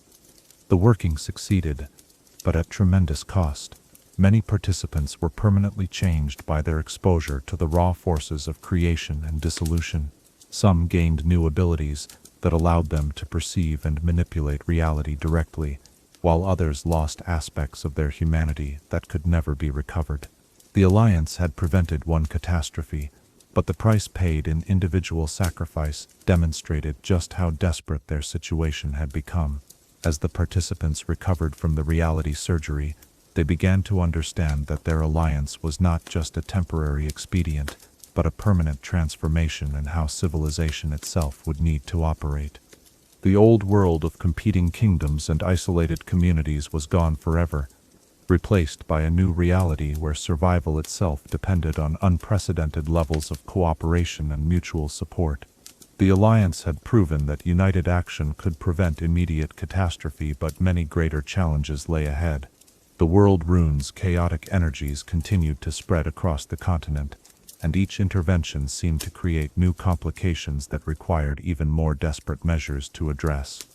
As you settle into peaceful rest tonight, perhaps consider how crisis can sometimes reveal the common humanity that lies beneath our surface differences. What bonds might we discover with those we consider enemies if we faced a threat that endangered everything we both hold dear? Chapter 8. Ryze's Mission. In the quiet hours when the world holds its breath and destiny takes shape in the hearts of the unlikely, we turn our attention to a single figure whose choices would echo through millennia. Tonight, we explore the emergence of Ryze, a young mage whose encounter with cosmic catastrophe would transform him from promising student into eternal guardian, forever bound to a mission that would consume every aspect of his existence in service of protecting a world that could never fully understand his sacrifice. Before the reality storm, before the alliances born of desperation, before the world learned to fear the very forces that had created it, there was simply a boy named Ryze, studying at a small academy in the hills, overlooking what would later become the transformed landscape of central Runeterra. His was not a name known to kings or recorded in the histories of great powers. He was merely one among hundreds of young mages learning to channel the gentle magics that had once seemed the height of arcane achievement. The Academy of Seventh Intentions had been founded on principles of careful study and gradual mastery. Its teachers emphasized patience over power, understanding over ambition. Students spent years learning to light candles with their minds before they were permitted to attempt more complex workings. The philosophy that guided their education held that magic was a tool to be wielded with precision and restraint, never to be grasped with greedy hands or wielded without thought for consequence. Ryze had excelled in these studies not through raw talent, but through an almost obsessive attention to detail and an insatiable curiosity about the underlying principles that governed magical phenomena. While his classmates focused on practical applications, he spent hours in the Academy's library studying theoretical texts that most found too abstract to be useful.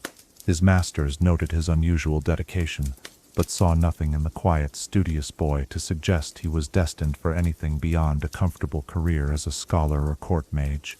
The first sign that Ryze's fate would be different from his peers came on the day the reality storm struck. The Academy's location in the hills had seemed like a blessing, providing a peaceful environment for study away from the distractions of urban life.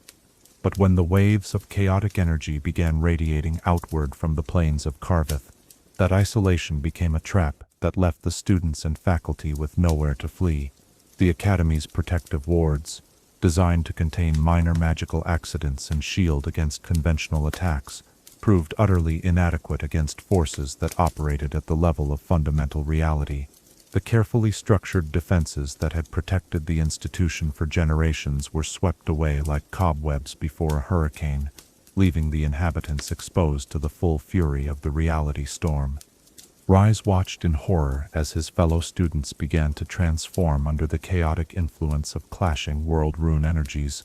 Some aged decades in moments, their young faces becoming lined with the weight of experiences they had never lived. Others began to fade from existence, becoming translucent and insubstantial until they vanished entirely, leaving behind only echo impressions that spoke with voices growing ever fainter. The transformation that befell his closest friend, a girl named Tyra, who had shared his love of theoretical study, proved to be the catalyst that would shape Ryze's entire future. As the reality storm's energies coursed through the academy, Tyra's consciousness began expanding beyond the boundaries of her physical form. She gained the ability to perceive the underlying structure of the cosmic catastrophe, understanding in perfect detail exactly what was happening and why it could not be stopped by conventional means. But the knowledge was too vast for any mortal mind to contain safely. Tyra's enhanced awareness allowed her to see the truth of the world runes' nature and the scope of their potential for destruction. But the revelation drove her consciousness into realms of understanding that her human psyche could not survive intact. She became a living oracle of cosmic knowledge, able to speak prophecies of perfect accuracy, but no longer capable of existing as the person she had once been. In her final moments of coherent humanity, Tyra turned to Ryze with eyes that held the weight of eternity and spoke words that would haunt him for the rest of his impossibly long life. She told him of the scattered world runes and their potential for both creation and destruction. She showed him visions of possible futures where the artifacts were used responsibly to heal the damage they had caused, and darker timelines where their misuse led to the complete unmaking of existence itself. Most crucially, she revealed to him the nature of his own destiny, that he possessed a unique combination of magical ability, moral character, and stubborn determination that made him perhaps the only person capable of gathering the world runes safely and preventing their power from ever again being used to threaten reality's stability. The task would require him to sacrifice everything he had ever wanted from life, condemning him to eternal solitude and endless vigilance. But it was the only path that led to a future where others could live in peace. As Tyra's transformed consciousness finally dissolved into the chaotic energies that surrounded them, Ryze felt something fundamental change within himself. The reality storm's influence touched him differently than it had affected his fellow students, perhaps because of Tyra's prophecy, or perhaps because of some quality he possessed that even he did not understand. Instead of being destroyed or randomly transformed, he found himself becoming a conduit for the chaotic energies, able to channel and direct them without being consumed by their power. The process was agonizing, both physically and spiritually. Ryze felt his body and mind being rewritten by forces beyond mortal comprehension, his cellular structure and consciousness both adapting to contain energies that should have annihilated him instantly. His skin took on a blue tinge that spoke of exposure to cosmic forces, while his eyes began to glow with an inner light that reflected his new role as a living focal point for magical energy. More profoundly, he found his relationship with time itself beginning to change. The linear progression from past to future that governed normal human existence became fluid and negotiable for him, allowing him to perceive events that had not yet occurred and remember experiences that belonged to potential rather than actual history. This temporal sensitivity would prove crucial to his mission, as it allowed him to anticipate where and when the world runes might surface. When the immediate fury of the reality storm finally subsided, Ryze emerged from the ruins of his academy as the sole survivor. His fellow students and teachers had either been destroyed outright or transformed beyond recognition, leaving him alone with the weight of Tyra's prophecy and the burning knowledge of what he needed to accomplish. The young man who had once dreamed of a quiet life devoted to scholarly pursuits was gone, replaced by something that was still human but no longer entirely mortal. His first task was to locate the world runes that had been scattered by the catastrophe at Carveth. The reality storm had torn the artifacts from their wielders and flung them across vast distances, hiding them in places where their chaotic energies would be somewhat contained by natural barriers or ancient magical workings. Finding them would require not just magical skill, but the ability to trace patterns of cause and effect across multiple timelines and probability matrices.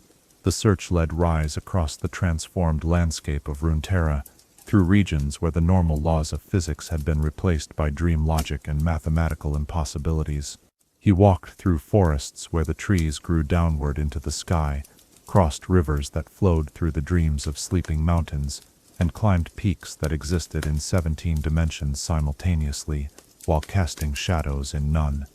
Each region he visited bore the scars of the reality storm's passage in unique ways. Some areas had become trapped in temporal loops, their inhabitants reliving the same day endlessly while remaining unaware of their situation. Others had been transformed into landscapes of pure emotion, where travelers experienced the concentrated feelings of everyone who had ever lived there.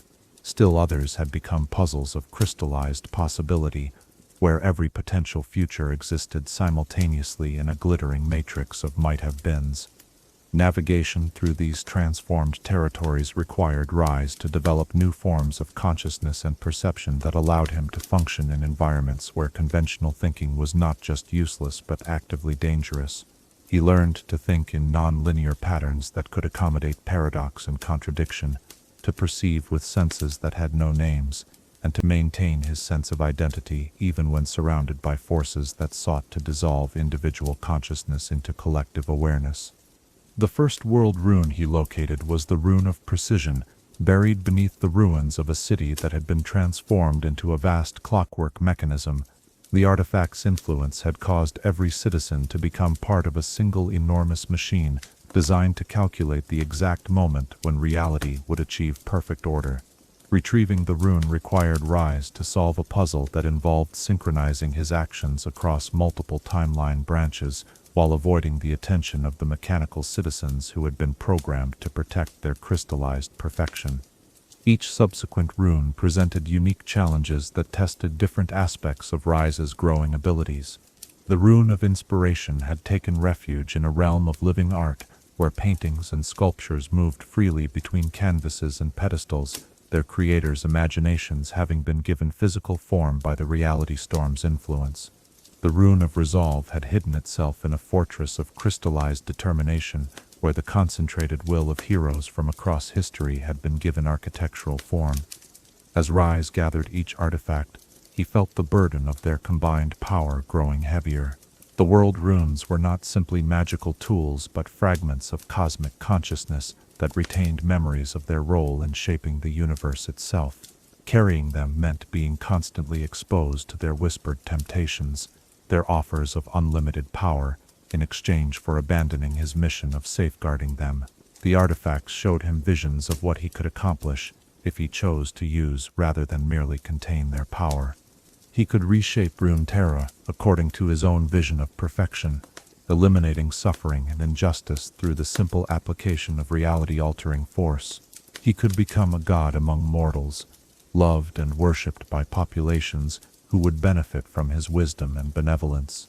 But Terra's prophecy had shown him where such thinking led. Every previous wielder of world rune power had begun with noble intentions, convinced that they alone possessed the wisdom and moral clarity needed to use such forces responsibly. The corrupting influence of ultimate power was not a failure of character, but an inevitable consequence of wielding energies that operated beyond the scale of human comprehension. The temptation was made worse by the isolation that his mission imposed upon him. As Ryze's appearance became increasingly marked by his exposure to cosmic forces, ordinary people began to fear and avoid him. His blue-tinged skin and glowing eyes marked him as something other than human, while his temporal sensitivity made normal conversation difficult when he might accidentally respond to statements that his companions had not yet made. The loneliness was perhaps the greatest challenge he faced, more difficult to bear than any physical hardship or magical obstacle.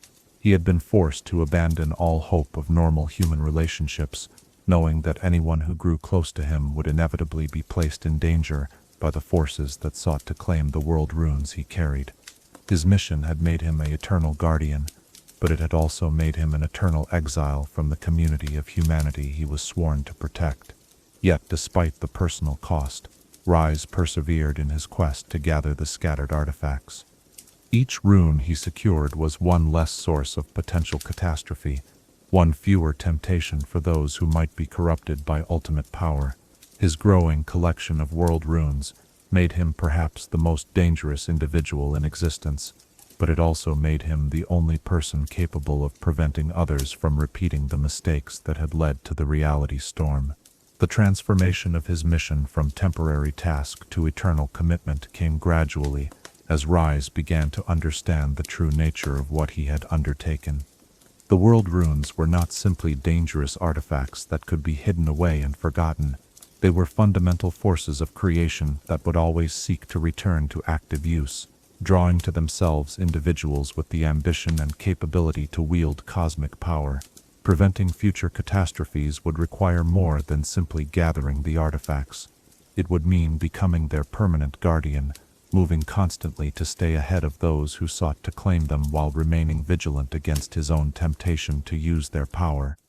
He would need to live for centuries or millennia, watching civilizations rise and fall while maintaining his solitary vigil against the return of the cosmic chaos that had nearly destroyed everything. The weight of this realization might have broken a lesser person, but Ryze found strength in the memory of all those who had been lost to the reality storm's fury. Every friend who had been transformed beyond recognition, every innocent who had been consumed by chaotic energies, every community that had been wiped from existence. They all depended on him to ensure that their sacrifice had meaning. As he continued his endless journey across the transformed landscape of Runeterra, Ryze began to understand that his mission was not just about preventing catastrophe, but about bearing witness to the consequences of unchecked ambition. He became a living reminder of what happens when the pursuit of power overwhelms the wisdom needed to use it responsibly. The young scholar who had once sought knowledge for its own sake was gone, replaced by an eternal guardian, whose very existence served as a warning to future generations. But in accepting this burden, Ryze had also accepted the responsibility of ensuring that others would never have to make the same sacrifice he had made. As you drift toward peaceful sleep tonight, consider the weight of responsibility that comes with great capability. What sacrifices are we willing to make to protect others from dangers they may never fully understand? And how do we find meaning in duties that offer no reward beyond the knowledge that we have done what was necessary? Chapter 9. The Great Sacrifice. In the deepest moments of crisis, when all conventional solutions have failed and extinction looms like a shadow over everything we hold dear, true heroism reveals itself not through victory, but through the willingness to pay any price for others' survival. Tonight, we witnessed the moment when the leaders of the last alliance faced an impossible choice: save their world at the cost of everything they had ever been, or preserve their humanity while watching reality itself crumble into oblivion. The crisis that demanded the ultimate sacrifice emerged gradually, like a poison spreading through the veins of existence itself. Despite the Alliance's early successes in containing the worst effects of the reality storm, the underlying instability continued to grow. Each intervention seemed to solve one problem while creating two others, and the storm-born children's prophetic abilities began revealing futures that grew progressively darker with each passing season. Lyra Lay, the prophet child whose visions had first warned of the ongoing dissolution, began experiencing prophecies of such intensity that they left her unconscious for days at a time. When she finally emerged from these prophetic trances, her reports painted a picture of cosmic horror that challenged even the Alliance leaders' enhanced understanding. The world runes' chaotic energies were not simply causing random transformations, but were systematically unraveling the fundamental forces that held the universe together. The mathematical inevitability of total collapse had become undeniable. Archmagus Valoria's calculations, enhanced by her exposure to the Rune of Knowledge, showed that the dissolution process had reached a critical threshold. The chaotic energies were now self-sustaining, feeding on the very fabric of reality and growing stronger with each passing moment. Even if all the scattered world runes were somehow gathered and contained, the damage already done would continue to spread until nothing remained but an empty void where existence had once flourished. The revelation struck the Alliance leaders like a physical blow. All their efforts to stabilize their transformed world, all the sacrifices made by their people, all the hope they had managed to preserve, none of it mattered if the underlying process could not be stopped. They had been fighting to save a patient who was already dead, applying bandages to wounds that had already proven fatal. King Aldous was the first to speak the unspeakable truth that hung heavy in the air of their council chamber. If conventional methods could not prevent total dissolution, then perhaps unconventional methods might still offer hope. The world runes had caused the crisis through their chaotic interaction. Perhaps those same forces could be used to reverse the damage they had inflicted, but only if wielded with perfect precision and absolute unity of purpose. The proposal that emerged from the Alliance's desperate deliberations was elegant in its simplicity and horrifying in its implications. 7 world runes had created the crisis through their conflicting energies. If those same 7 artifacts could be brought together and used in perfect harmony rather than opposition, their combined power might be sufficient to perform cosmic surgery on reality itself, cutting away the infected portions and healing the remaining wounds. But achieving such perfect harmony would require the complete merger of the artifact's wielders into a single consciousness capable of directing cosmic forces with absolute precision. The individual personalities, memories, and identities of the Alliance leaders would need to be sacrificed to create a gestalt entity with the wisdom and power necessary to save existence itself. Archmagus Valoria outlined the process with clinical detachment that barely concealed her horror at what she was proposing. The merger would be irreversible once begun. The individual consciousness of each participant would be dissolved into the collective awareness, never to be recovered. They would cease to exist as separate beings, becoming instead facets of a single cosmic intelligence whose only purpose would be the preservation of reality. The sacrifice would extend beyond the immediate participants. The merger process would require enormous amounts of life energy to fuel the reality healing working, energy that would need to be drawn from the Alliance's surviving populations.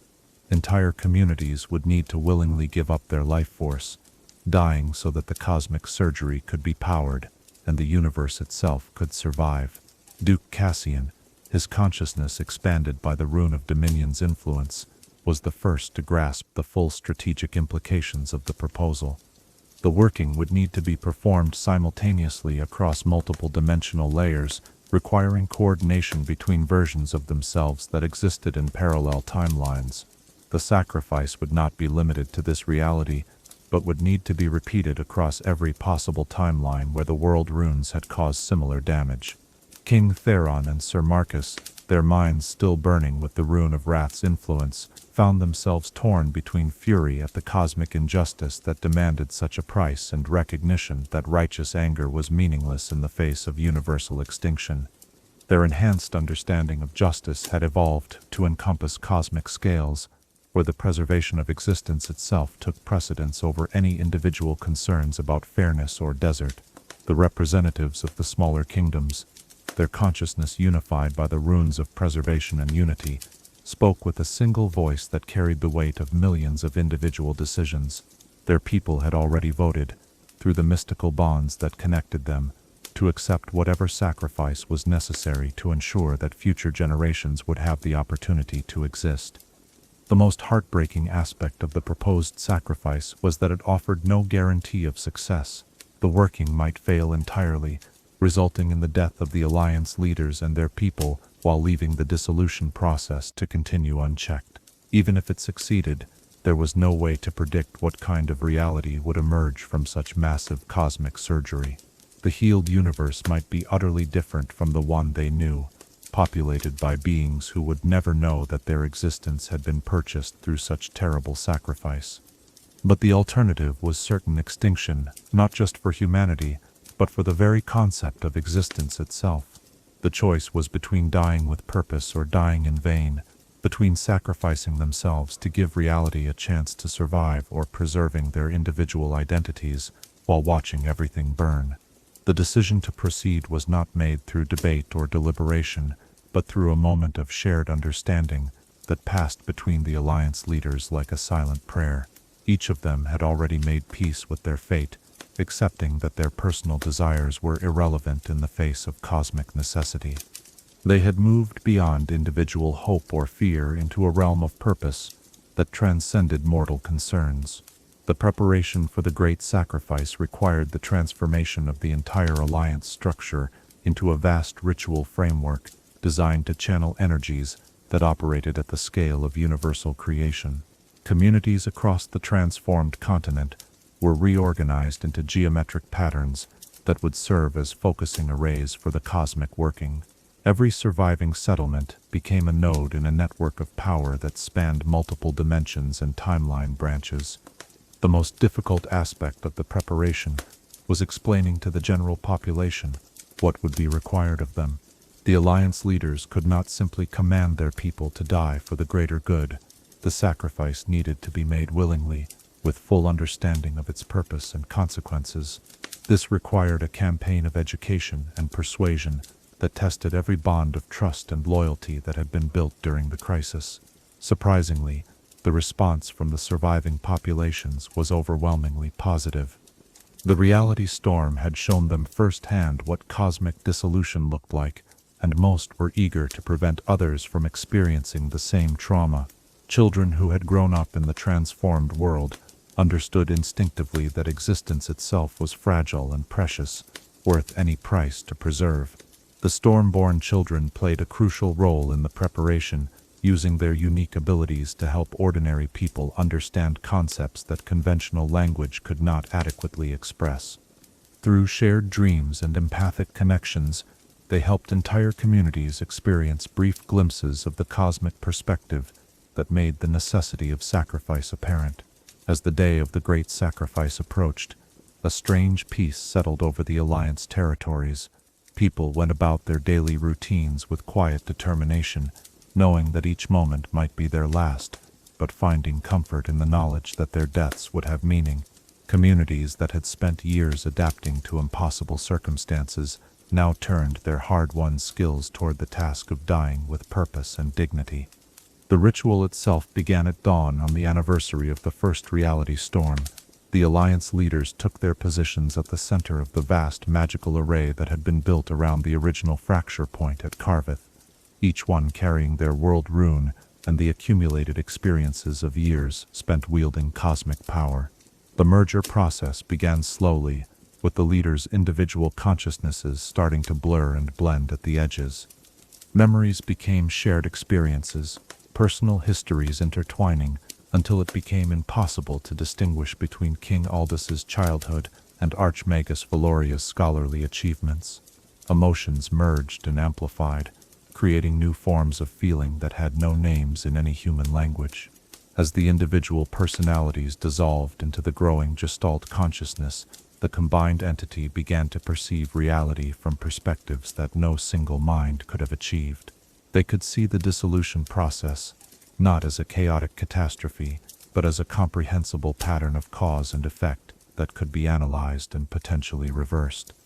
The cosmic surgery that followed defied description in conventional terms. Working across multiple dimensional layers simultaneously, the merged consciousness began the delicate process of cutting away the infected portions of reality while preserving the healthy sections. Each decision carried consequences that rippled through infinite probability matrices, requiring calculations that spanned potential futures and might-have-beens. The life energy of the Alliance's people flowed into the working like a river of sacrifice, each death adding another measure of power to the cosmic healing. Communities that had spent years learning to thrive in impossible circumstances now used those same skills to die beautifully, their final moments contributing to a working that would determine the fate of everything that had ever existed, or ever could exist. The price paid in individual lives was staggering. Entire bloodlines extinguished in moments, cultures that had survived the reality storm erased by the very working that sought to preserve the possibility of culture itself. But each sacrifice was made willingly, with full understanding of its necessity and purpose. As the cosmic surgery reached its climax, the merged consciousness found itself faced with a final, impossible choice. The healing was working, but the process was consuming more energy than had been anticipated. To complete the working and ensure reality's survival, they would need to sacrifice not just their own existence, but all memory of their sacrifice. The universe that emerged would have no record of what had been given up to save it, no monuments to honor those who had paid the ultimate price. The Gestalt entity that had once been the Alliance leaders made their final decision with the same quiet determination that had characterized their entire struggle. Individual recognition was meaningless compared to the continuation of existence itself. Their sacrifice would be complete. Not just their lives, but their legacy would be given up so that others could live in ignorance of what had been lost. The moment of completion arrived, like a sudden silence after thunder. The cosmic surgery succeeded, reality's wounds healing as the infected portions were carefully excised, and the remaining structure stabilized. But the price paid was absolute pushed. An entire civilization had given up everything, including the memory of their gift, to ensure that new civilizations could arise from the ashes of the old. As the healed reality settled into its new configuration, all traces of the Rune Wars and the Great Sacrifice faded from history. The world runes were scattered once again, their power contained but not destroyed, waiting for a future when they might be needed to save existence once more. The cosmos itself bore no scars of what had been endured, no record of what had been sacrificed. Only in the depths of myth and legend did fragments of the truth survive, whispered stories of heroes who had given up everything to save a world that would never know their names. And in the vigilant wandering of a blue-skinned mage who carried artifacts of unimaginable power, the echo of their sacrifice continued to protect a reality that had been purchased through the ultimate gift of love. As you rest in the comfort of existence tonight, perhaps consider what it truly means to love something enough to sacrifice everything for its preservation, even the recognition of that sacrifice. What would you willingly give up to ensure that others could continue to experience the simple miracle of being alive? Chapter 10. Aftermath and Scars. In the hushed stillness that follows catastrophe, when the immediate crisis has passed, but its echoes still reverberate through time and space, we find ourselves contemplating the lasting wounds that even the most successful healing cannot fully erase. Tonight we explore the world that emerged from the Great Sacrifice, a reality saved from dissolution, but forever marked by the cosmic trauma it had endured, carrying within its very structure the permanent reminders of how close everything had come to eternal silence. The healed Runeterra that emerged from the cosmic surgery bore little resemblance to the world that had existed before the reality storm. While the fundamental laws of physics had been restored to something approaching their original state, the process of salvation had left deep scars that would never fully fade. The very landscape bore witness to the trauma it had endured, marked by geographical anomalies that defied natural explanation and served as permanent monuments to forces that conventional understanding could not encompass. The Howling Marsh, where the city of Carveth had once stood, became a place where the boundary between dimensions remained forever thin. The cosmic surgery had succeeded in preventing total dissolution, but it could not entirely repair the original fracture point where the world runes had first clashed. The marsh existed in a state of perpetual twilight, where echoes of the reality storm still whispered through the mists and travelers occasionally glimpsed scenes from the timelines that had been sacrificed to preserve this one. Across the continent, other scars marked places where the healing process had required particularly dramatic interventions. The Crying Peaks, a mountain range that had not existed before the Rune Wars, rose from the earth like frozen screams of anguish. These mountains were not formed through geological processes, but through the crystallization of grief itself. The collected sorrow of everyone who had died in the great sacrifice given physical form and permanence. The crystal desert stretched across what had once been fertile farmland, its sands composed not of worn stone but of compressed time itself. Each grain contained moments that had been cut away during the cosmic surgery, fragments of experiences and possibilities that had been deemed too damaged to preserve. Travelers who ventured into the desert sometimes reported hearing voices from the past or glimpsing shadows of events that had never quite happened.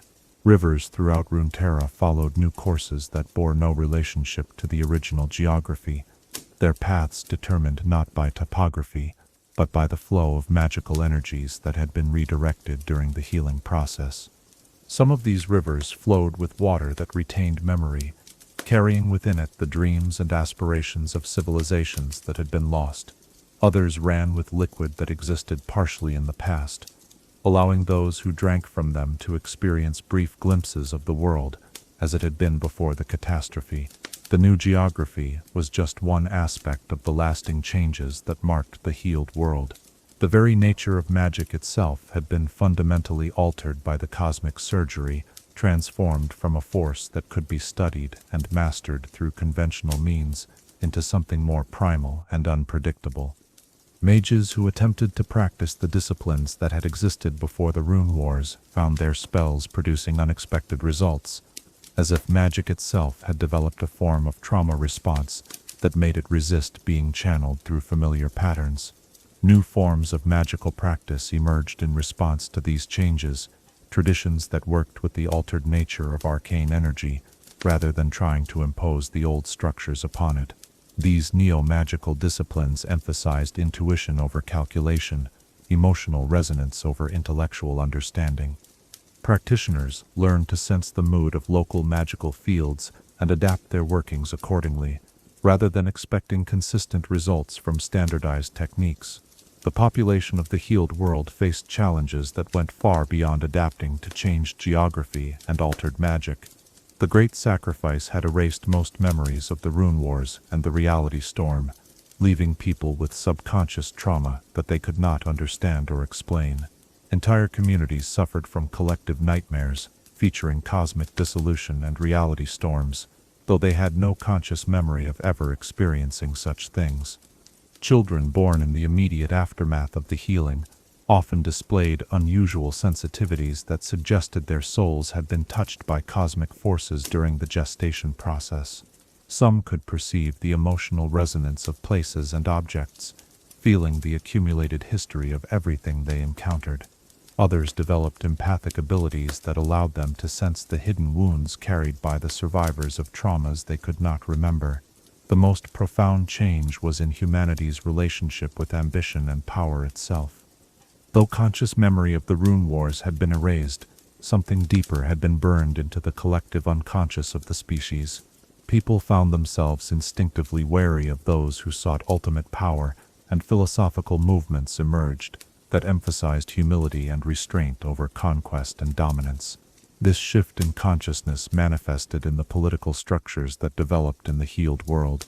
The great empires and kingdoms that had dominated pre-war Runeterra were replaced by smaller, more cooperative communities that emphasized mutual aid over competition. Leaders who displayed too much ambition or spoke of grand designs for reshaping the world found themselves losing support as their followers' instincts warned them away from such dangerous paths. Trade and commerce adapted to serve these new values, with economic systems emerging that prioritize sustainability and community benefit over individual accumulation of wealth.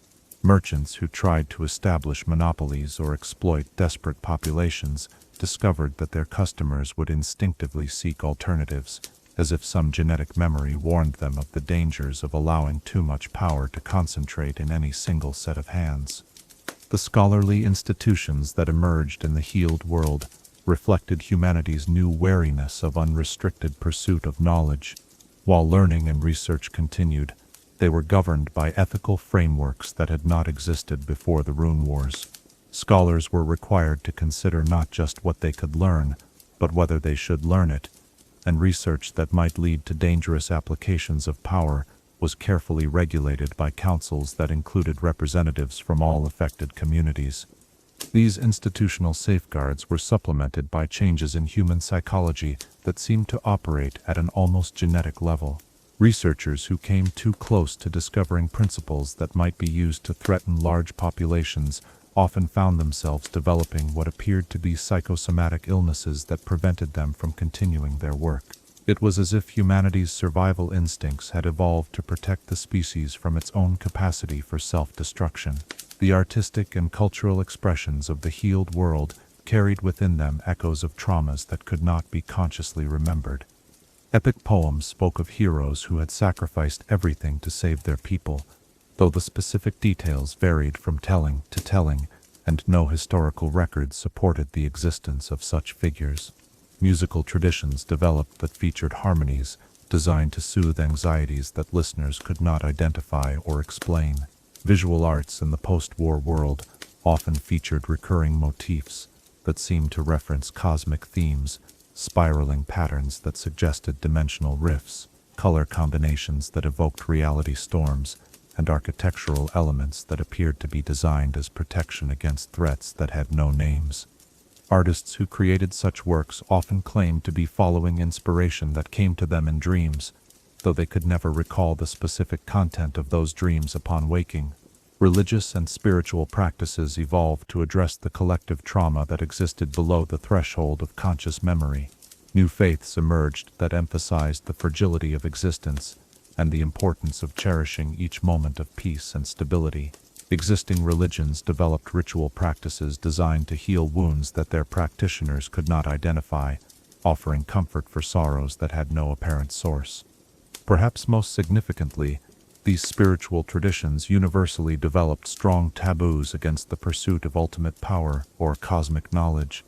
Though they could not remember the specific reasons for these prohibitions, religious leaders found themselves compelled to teach that some things were too dangerous for mortals to seek, and that wisdom lay in accepting the limitations of human understanding rather than trying to transcend them.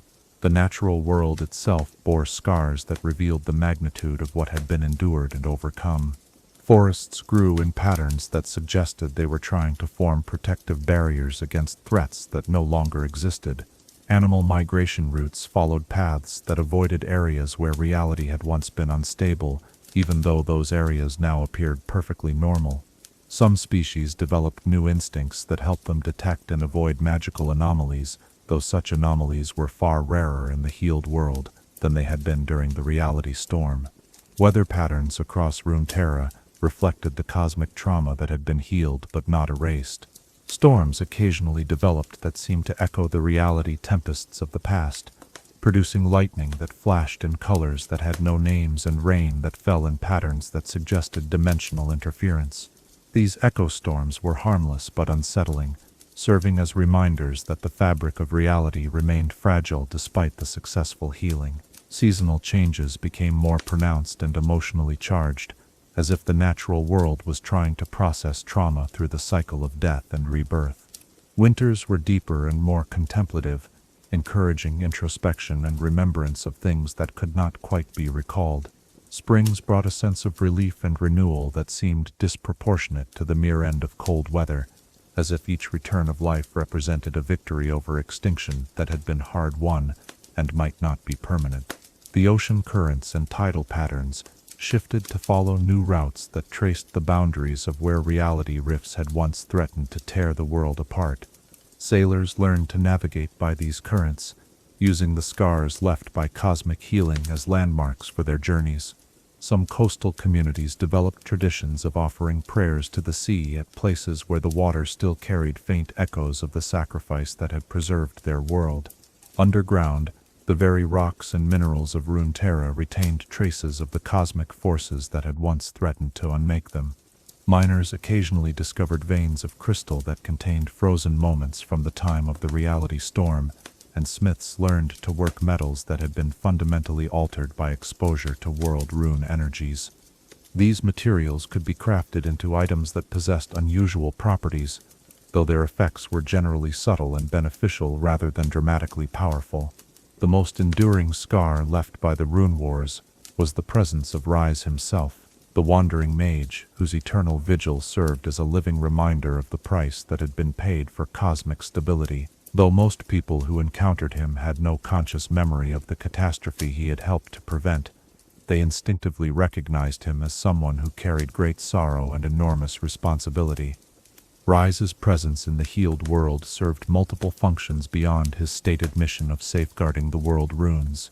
His appearances in various communities often coincided with moments when local leaders were being tempted by offers of power that might prove dangerous if accepted. His mere presence seemed to trigger the collective unconscious memories of cosmic catastrophe, reminding people at a subliminal level of the importance of choosing wisdom over ambition.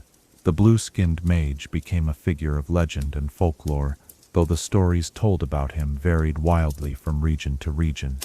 Some portrayed him as a guardian angel, who appeared to protect communities from supernatural threats.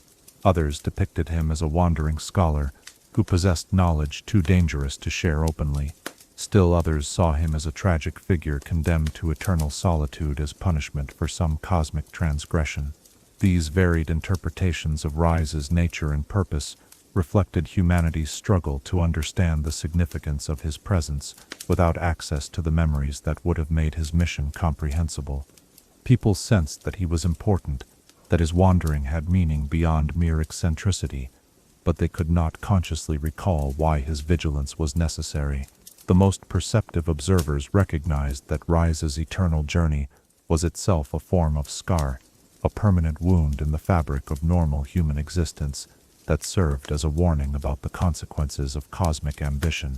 His isolation and burden were living proof that some responsibilities were too great for mortal minds to bear, and that the price of preventing ultimate catastrophe might be the sacrifice of everything that made life worth living.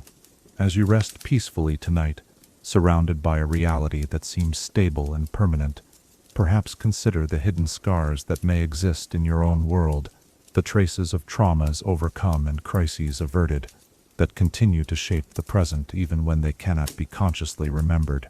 What responsibility do we bear to honor sacrifices that have been forgotten, and how do we remain vigilant against dangers that no longer seem real? Chapter 11. Lessons Forgotten. In the gentle passage of time, when urgent memories fade like morning mist, and yesterday's crisis becomes today's half-remembered myth, we witness humanity's most persistent and dangerous habit, the gradual forgetting of lessons purchased with blood and sacrifice. Tonight, we explore how the wisdom born from cosmic catastrophe slowly eroded across the generations, as new peoples arose who knew nothing of the price that had been paid for their existence, and who began to repeat the very mistakes that had once nearly destroyed everything. The forgetting began innocently, as all such erosions do. The first generation born after the great sacrifice carried within their unconscious minds the weight of collective trauma, instinctively wary of ambitious schemes and suspicious of those who sought ultimate power.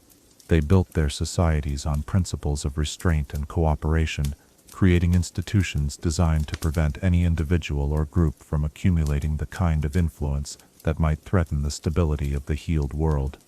But their children, born further from the cosmic catastrophe, felt the inherited anxiety less keenly. To them, their parents' caution seemed excessive. Their warnings about the dangers of unchecked ambition appeared to be the product of irrational fears rather than hard-won wisdom. This second generation still maintained most of the safeguards that had been established in the immediate aftermath of the healing, but they began to question whether such extensive precautions were truly necessary. The third generation found their grandparents' stories of cosmic danger to be little more than entertaining folklore. They had grown up in a world that seemed stable and predictable, where magic followed reasonably consistent patterns and political power was safely distributed among competing institutions. The idea that reality itself could be threatened by mortal ambition struck them as the kind of primitive superstition that educated people had moved beyond. This gradual shift in perspective was accelerated by the natural human tendency to seek explanations for the unusual features of their world. The geographical anomalies left by the cosmic healing were reinterpreted as the results of natural disasters or unusual magical phenomena, rather than as scars from a cosmic catastrophe. The Howling Marsh was explained as the site of an ancient volcanic eruption, while the Crystal Desert was attributed to a meteor impact that had occurred in the distant past. The altered nature of magic itself was rationalized through increasingly sophisticated theoretical frameworks that made the unpredictability seem like a natural characteristic rather than a trauma response. Schools of magical study emerged that taught students to work with the changed patterns of arcane energy without ever explaining why those patterns had changed. The new approaches to magic were seen as innovations and improvements, rather than adaptations to damage that had never fully healed. Academic institutions gradually relaxed the ethical constraints that had been placed on research in the immediate aftermath of the healing.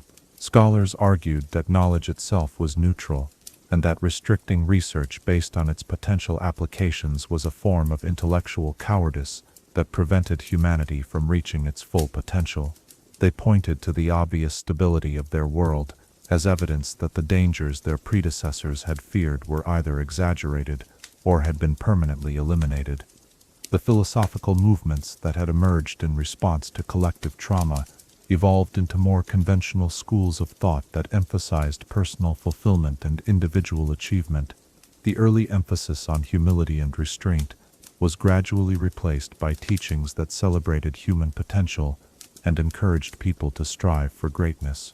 While these new philosophies maintained some warnings about the dangers of unchecked ambition, they framed such cautions in terms of personal ethics rather than cosmic necessity. Religious institutions underwent similar transformations as the generations passed. The taboos against seeking ultimate power were gradually reinterpreted as metaphorical teachings about spiritual development rather than literal warnings about magical research. Priests and spiritual leaders began to emphasize the importance of personal growth and self-actualization, viewing the old restrictions as products of fear-based thinking that prevented believers from achieving their divine potential. The artistic and cultural expressions that had carried forward echoes of cosmic trauma slowly lost their connection to their original inspiration. Epic poems about heroes who had sacrificed everything for their people evolved into entertaining adventure stories where brave individuals used great power to defeat obvious villains and achieve happy endings. The subtle warnings embedded in these tales were gradually edited out as storytellers focused on creating more satisfying narratives that celebrated heroism rather than restraint. Musical traditions that had developed to soothe unnamed anxieties were transformed into forms of entertainment that emphasized technical virtuosity and emotional complexity rather than therapeutic healing. The specific harmonies that had been designed to address collective trauma were preserved as classical techniques, but their original purpose was forgotten as composers focused on creating new works that would showcase their individual creativity and skill. Visual arts lost their protective and warning functions as artists began to focus on aesthetic beauty and personal expression rather than spiritual necessity. The recurring motifs that had once served as unconscious reminders of cosmic vulnerability were incorporated into decorative patterns that were valued for their visual appeal rather than their deeper significance. Architecture evolved away from the protective designs that had characterized post-healing construction towards styles that emphasized grandeur and individual achievement. The political structures that had emerged from collective trauma gradually gave way to more conventional forms of government as the perceived need for extreme caution diminished. The cooperative communities that had prioritized mutual aid over competition were replaced by more efficient systems that allowed for greater individual accumulation of wealth and power. Leaders who displayed ambition and vision were once again celebrated rather than viewed with suspicion. Trade and commerce evolved to serve these changing values, with economic systems emerging that rewarded innovation and risk-taking rather than sustainability and community benefit. Merchants who had once been constrained by collective wariness of monopolistic practices found themselves free to pursue aggressive expansion strategies. The instinctive customer resistance to concentration of economic power gradually faded as each generation became more distant from the unconscious memories that had originally created such wariness. The process of forgetting was not uniform across all regions and communities. Some isolated areas retained stronger connections to the original trauma responses, maintaining traditions and practices that seemed increasingly antiquated to their more progressive neighbors. These conservative communities were often dismissed as backward or superstitious by the mainstream society that had embraced the new attitudes toward power and ambition.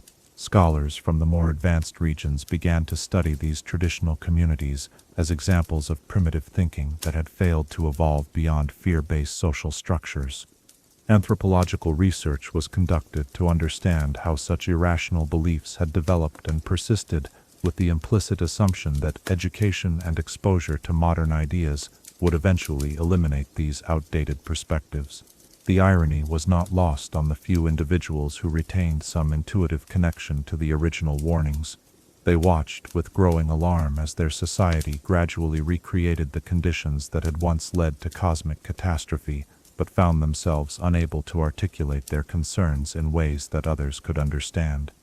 Without access to the specific memories of what had happened during the Rune Wars, they could only offer vague warnings about dangers that seemed increasingly hypothetical.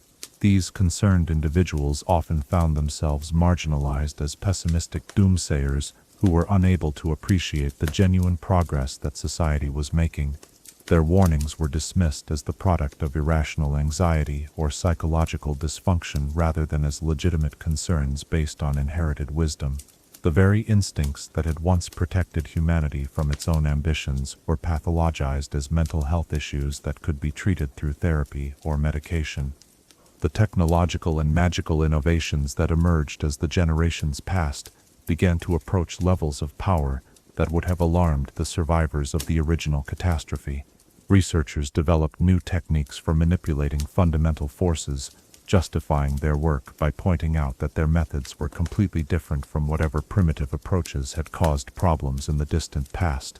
They argued that modern safeguards and scientific understanding made their research completely safe. Magical academies expanded their curricula to include studies of cosmic forces and dimensional manipulation, subjects that had been strictly forbidden in the immediate aftermath of the healing. Students were taught that the old restrictions had been based on superstition rather than genuine danger, and that their generation possessed the knowledge and wisdom necessary to explore such areas safely. Archaeological expeditions began to uncover artifacts and ruins from the pre-war period, including sites that contained references to powerful magical items called world runes. These discoveries were treated as exciting opportunities to understand the advanced magical techniques of ancient civilizations rather than as warnings about forces too dangerous for mortal hands to wield. The few fragmentary records that survived from the time of the reality storm were interpreted as mythological accounts rather than historical documents. Scholars argued that the dramatic events described in these texts were clearly exaggerated versions of more mundane disasters, and that the supposedly cosmic scope of the ancient catastrophe was the product of primitive people's inability to understand natural phenomena through scientific methods. Some researchers even began to theorize that the world runes described in ancient texts might still exist somewhere, hidden away by primitive peoples who had lacked the wisdom to use them properly. Expeditions were mounted to search for these legendary artifacts, driven by the belief that modern civilization would be able to harness their power responsibly where the ancients had failed. The few warnings that managed to penetrate the prevailing optimism were dismissed as the product of misguided caution that prevented humanity from achieving its true potential. Critics of unrestricted research were characterized as enemies of progress who wanted to keep their fellow humans trapped in ignorance and limitation. The idea that there might be knowledge too dangerous to pursue was treated as an obsolete concept that had no place in an enlightened society. Ryze's periodic appearances in various communities became increasingly problematic as the generations passed and conscious memory of his purpose faded.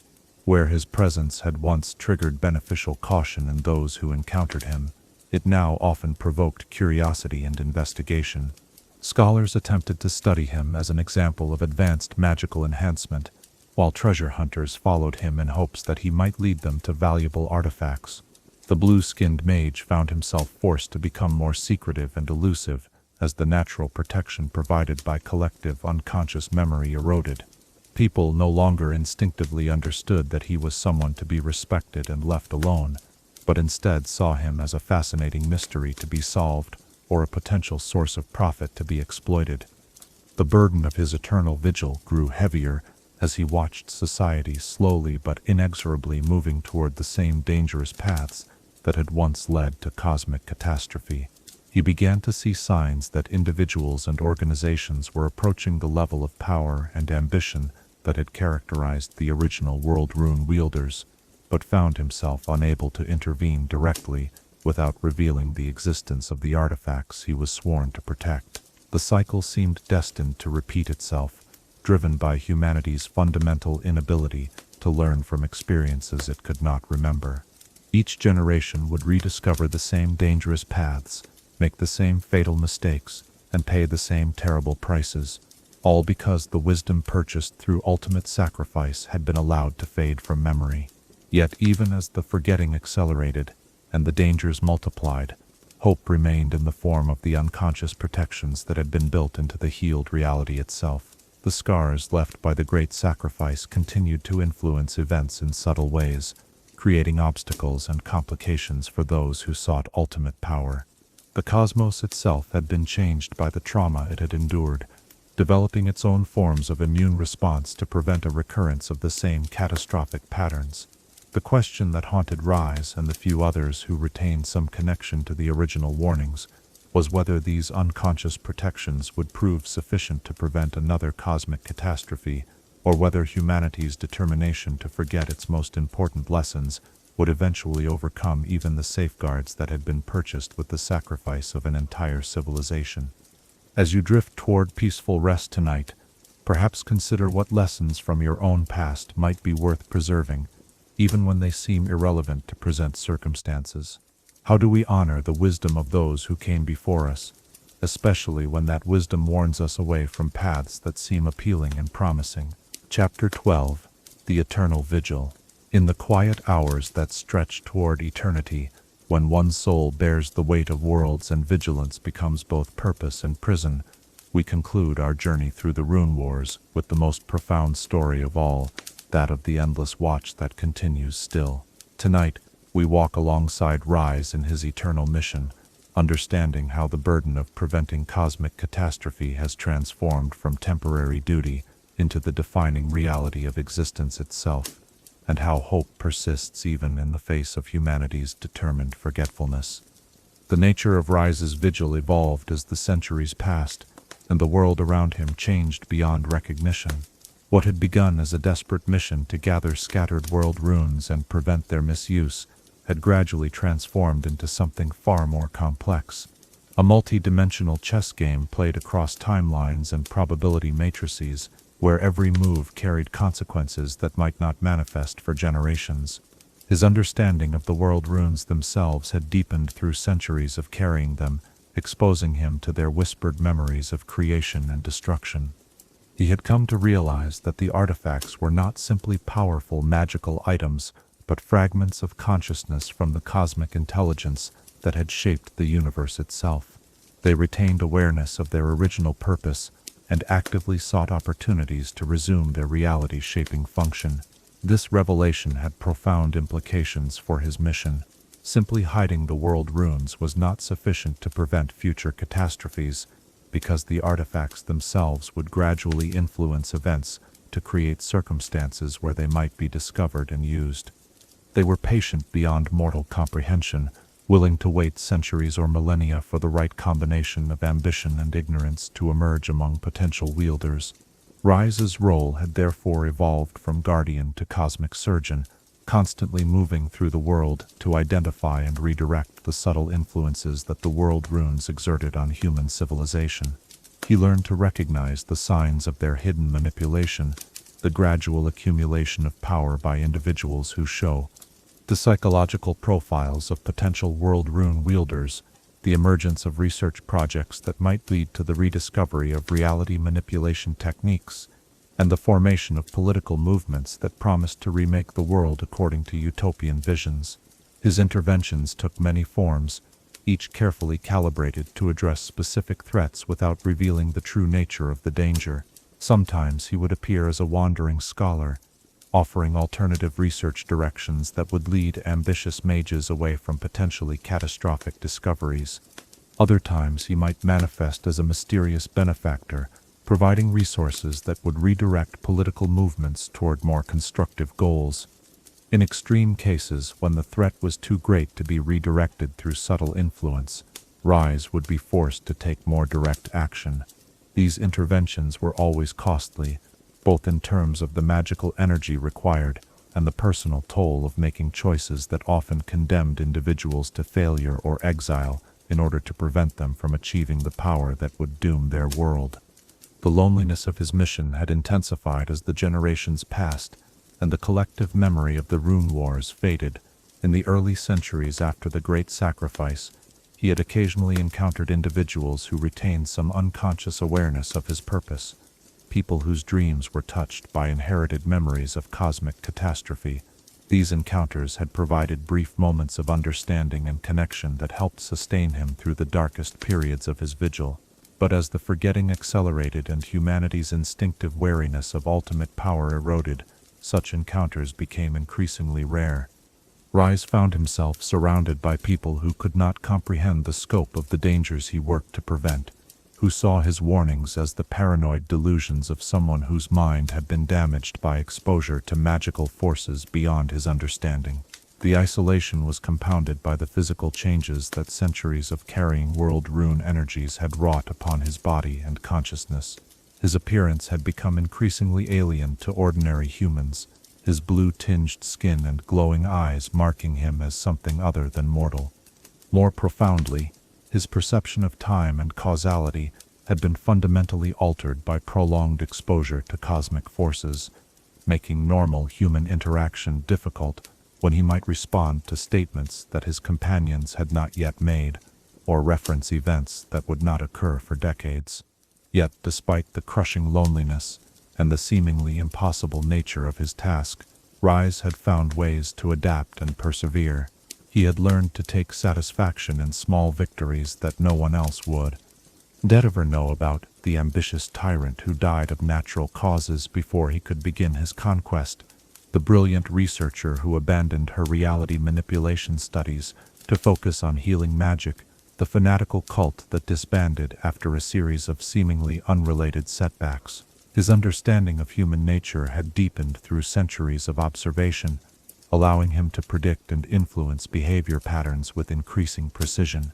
He had come to appreciate the resilience and creativity that characterized humanity at its best, even as he remained constantly vigilant against the ambition and hubris that represented its greatest weaknesses. The development of magical communication networks in more recent centuries had created both new opportunities and new challenges for his mission. On one hand, the ability to monitor global information flows allowed him to identify potential threats more quickly and respond to developing crises with greater efficiency. On the other hand, the same networks that helped him track dangerous research also enabled the rapid spread of ideas that might inspire others to pursue similar paths. Ryze had adapted to these changing conditions by developing multiple personas and identities that allowed him to operate within different communities without attracting the kind of attention that his true appearance would generate. These false identities required constant maintenance and careful coordination to prevent inconsistencies that might expose his true nature, adding another layer of complexity to an already overwhelming mission. The most challenging aspect of his modern vigilance was the emergence of collaborative research networks that distributed dangerous knowledge across multiple institutions and individuals. The old model of preventing catastrophe by monitoring a few powerful mages or ambitious rulers was no longer sufficient when reality-threatening research might be conducted by teams of scholars who individually possessed only fragments of the necessary knowledge. This distributed threat model required Ryze to develop new intervention strategies that could disrupt collaborative efforts without triggering the kind of investigation that might expose his role in the sabotage. He learned to work through seemingly unrelated events, funding shortfalls that forced the cancellation of key projects, personality conflicts that broke up research teams, and regulatory changes that made certain types of research prohibitively difficult. His growing understanding of probability matrices and timeline manipulation allowed him to engineer these seemingly random setbacks with increasing sophistication. A casual conversation with a government bureaucrat might plant the seed of an idea that would eventually result in new safety regulations that prevented dangerous research. A carefully timed investment in competing research projects might redirect institutional resources away from potentially catastrophic work. The ethical weight of these interventions had become one of the heaviest burdens that Ryze carried. Every choice he made to prevent one catastrophe inevitably created ripple effects that altered the lives of countless innocent people. Researchers whose careers were derailed by his interference might never make the beneficial discoveries they were capable of achieving. Political movements that he disrupted to prevent them from gaining dangerous power might have accomplished significant good if allowed to proceed. The knowledge that his actions were necessary did not diminish the moral complexity of wielding such influence over human civilization. Ryze had been forced to develop a form of ethical framework that operated on cosmic rather than human scales, where the preservation of existence itself took precedence over individual rights or immediate suffering. This perspective was both essential for maintaining his resolve and deeply isolating, as it placed him forever outside the moral community of ordinary humanity. The world runes themselves had become both burden and companion during his endless journey. Their whispered temptations had evolved over the centuries from crude offers of power into sophisticated philosophical arguments about the nature of existence and the responsibilities of those capable of shaping reality. They pointed out the suffering he could eliminate, the problems he could solve, and the utopian future he could create if he simply chose to use their power directly rather than spending eternity preventing others from doing so. These temptations were particularly insidious because they contained elements of truth. Ryze's centuries of observation had shown him exactly what was wrong with human civilization and how it could be improved through the application of sufficient power. The world runes offered him the ability to eliminate war, disease, poverty, and ignorance through direct intervention, creating a perfect world where such problems could never again arise. The counter-argument that kept him on his chosen path was the memory of every previous individual who had been convinced that they possessed the wisdom to use ultimate power responsibly. The world runes showed him what he could accomplish, but his experience with their history reminded him of what inevitably happened to those who tried to accomplish it. The corruption was not a failure of character, but an inevitable consequence of wielding forces that operated beyond the scale of human comprehension. His resistance to these temptations had been strengthened by his growing understanding of the true nature of the original great sacrifice. Through careful study of the cosmic scars left by that final working, he had begun to piece together fragments of what the Alliance leaders had actually accomplished. Their sacrifice had not simply healed the damage caused by the reality storm, but had fundamentally altered the structure of reality itself to make future catastrophes more difficult to achieve. This revelation had provided new hope for his mission while simultaneously making it more complex. The unconscious protections built into the healed reality would eventually learn to adapt to new threats, developing immune responses that could prevent cosmic catastrophes without requiring his direct intervention. But that evolutionary process would take millennia to complete, and humanity's determination to repeat its past mistakes meant that constant vigilance was still necessary to prevent disasters during the adaptation period. Ryze had also discovered that he was not entirely alone in his vigil. The cosmic surgery that had saved reality had scattered fragments of the Alliance leader's consciousness throughout the fabric of existence, creating a network of subtle influences that worked to support his mission. These consciousness fragments could not communicate directly, but they could influence probability and causality in ways that made his work easier and more effective. The recognition of this hidden support network had transformed his understanding of his role from solitary guardian to coordinator of a cosmic immune system that operated across multiple levels of reality. His visible actions were supported by invisible influences that he could sense but not control, creating a form of collaboration that transcended the normal boundaries of individual existence. This deeper purpose had given new meaning to his endless wandering and eternal vigilance. He was not simply preventing the misuse of dangerous artifacts, but serving as the conscious component of a reality-spanning defense mechanism that protected existence itself from the kind of catastrophic mistakes that had once nearly destroyed everything. The knowledge that his mission served a larger purpose did not make it less difficult or lonely, but it provided a framework of meaning that helped him endure the psychological costs of his choices. Every intervention he made, every sacrifice he required of others, every moment of his own suffering contributed to a cosmic working that would eventually eliminate the need for such vigilance entirely.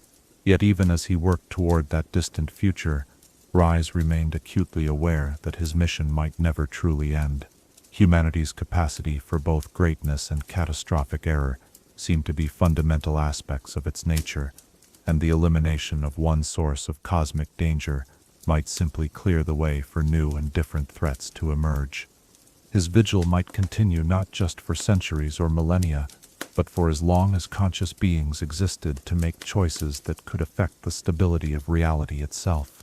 This possibility no longer filled him with despair as it once had.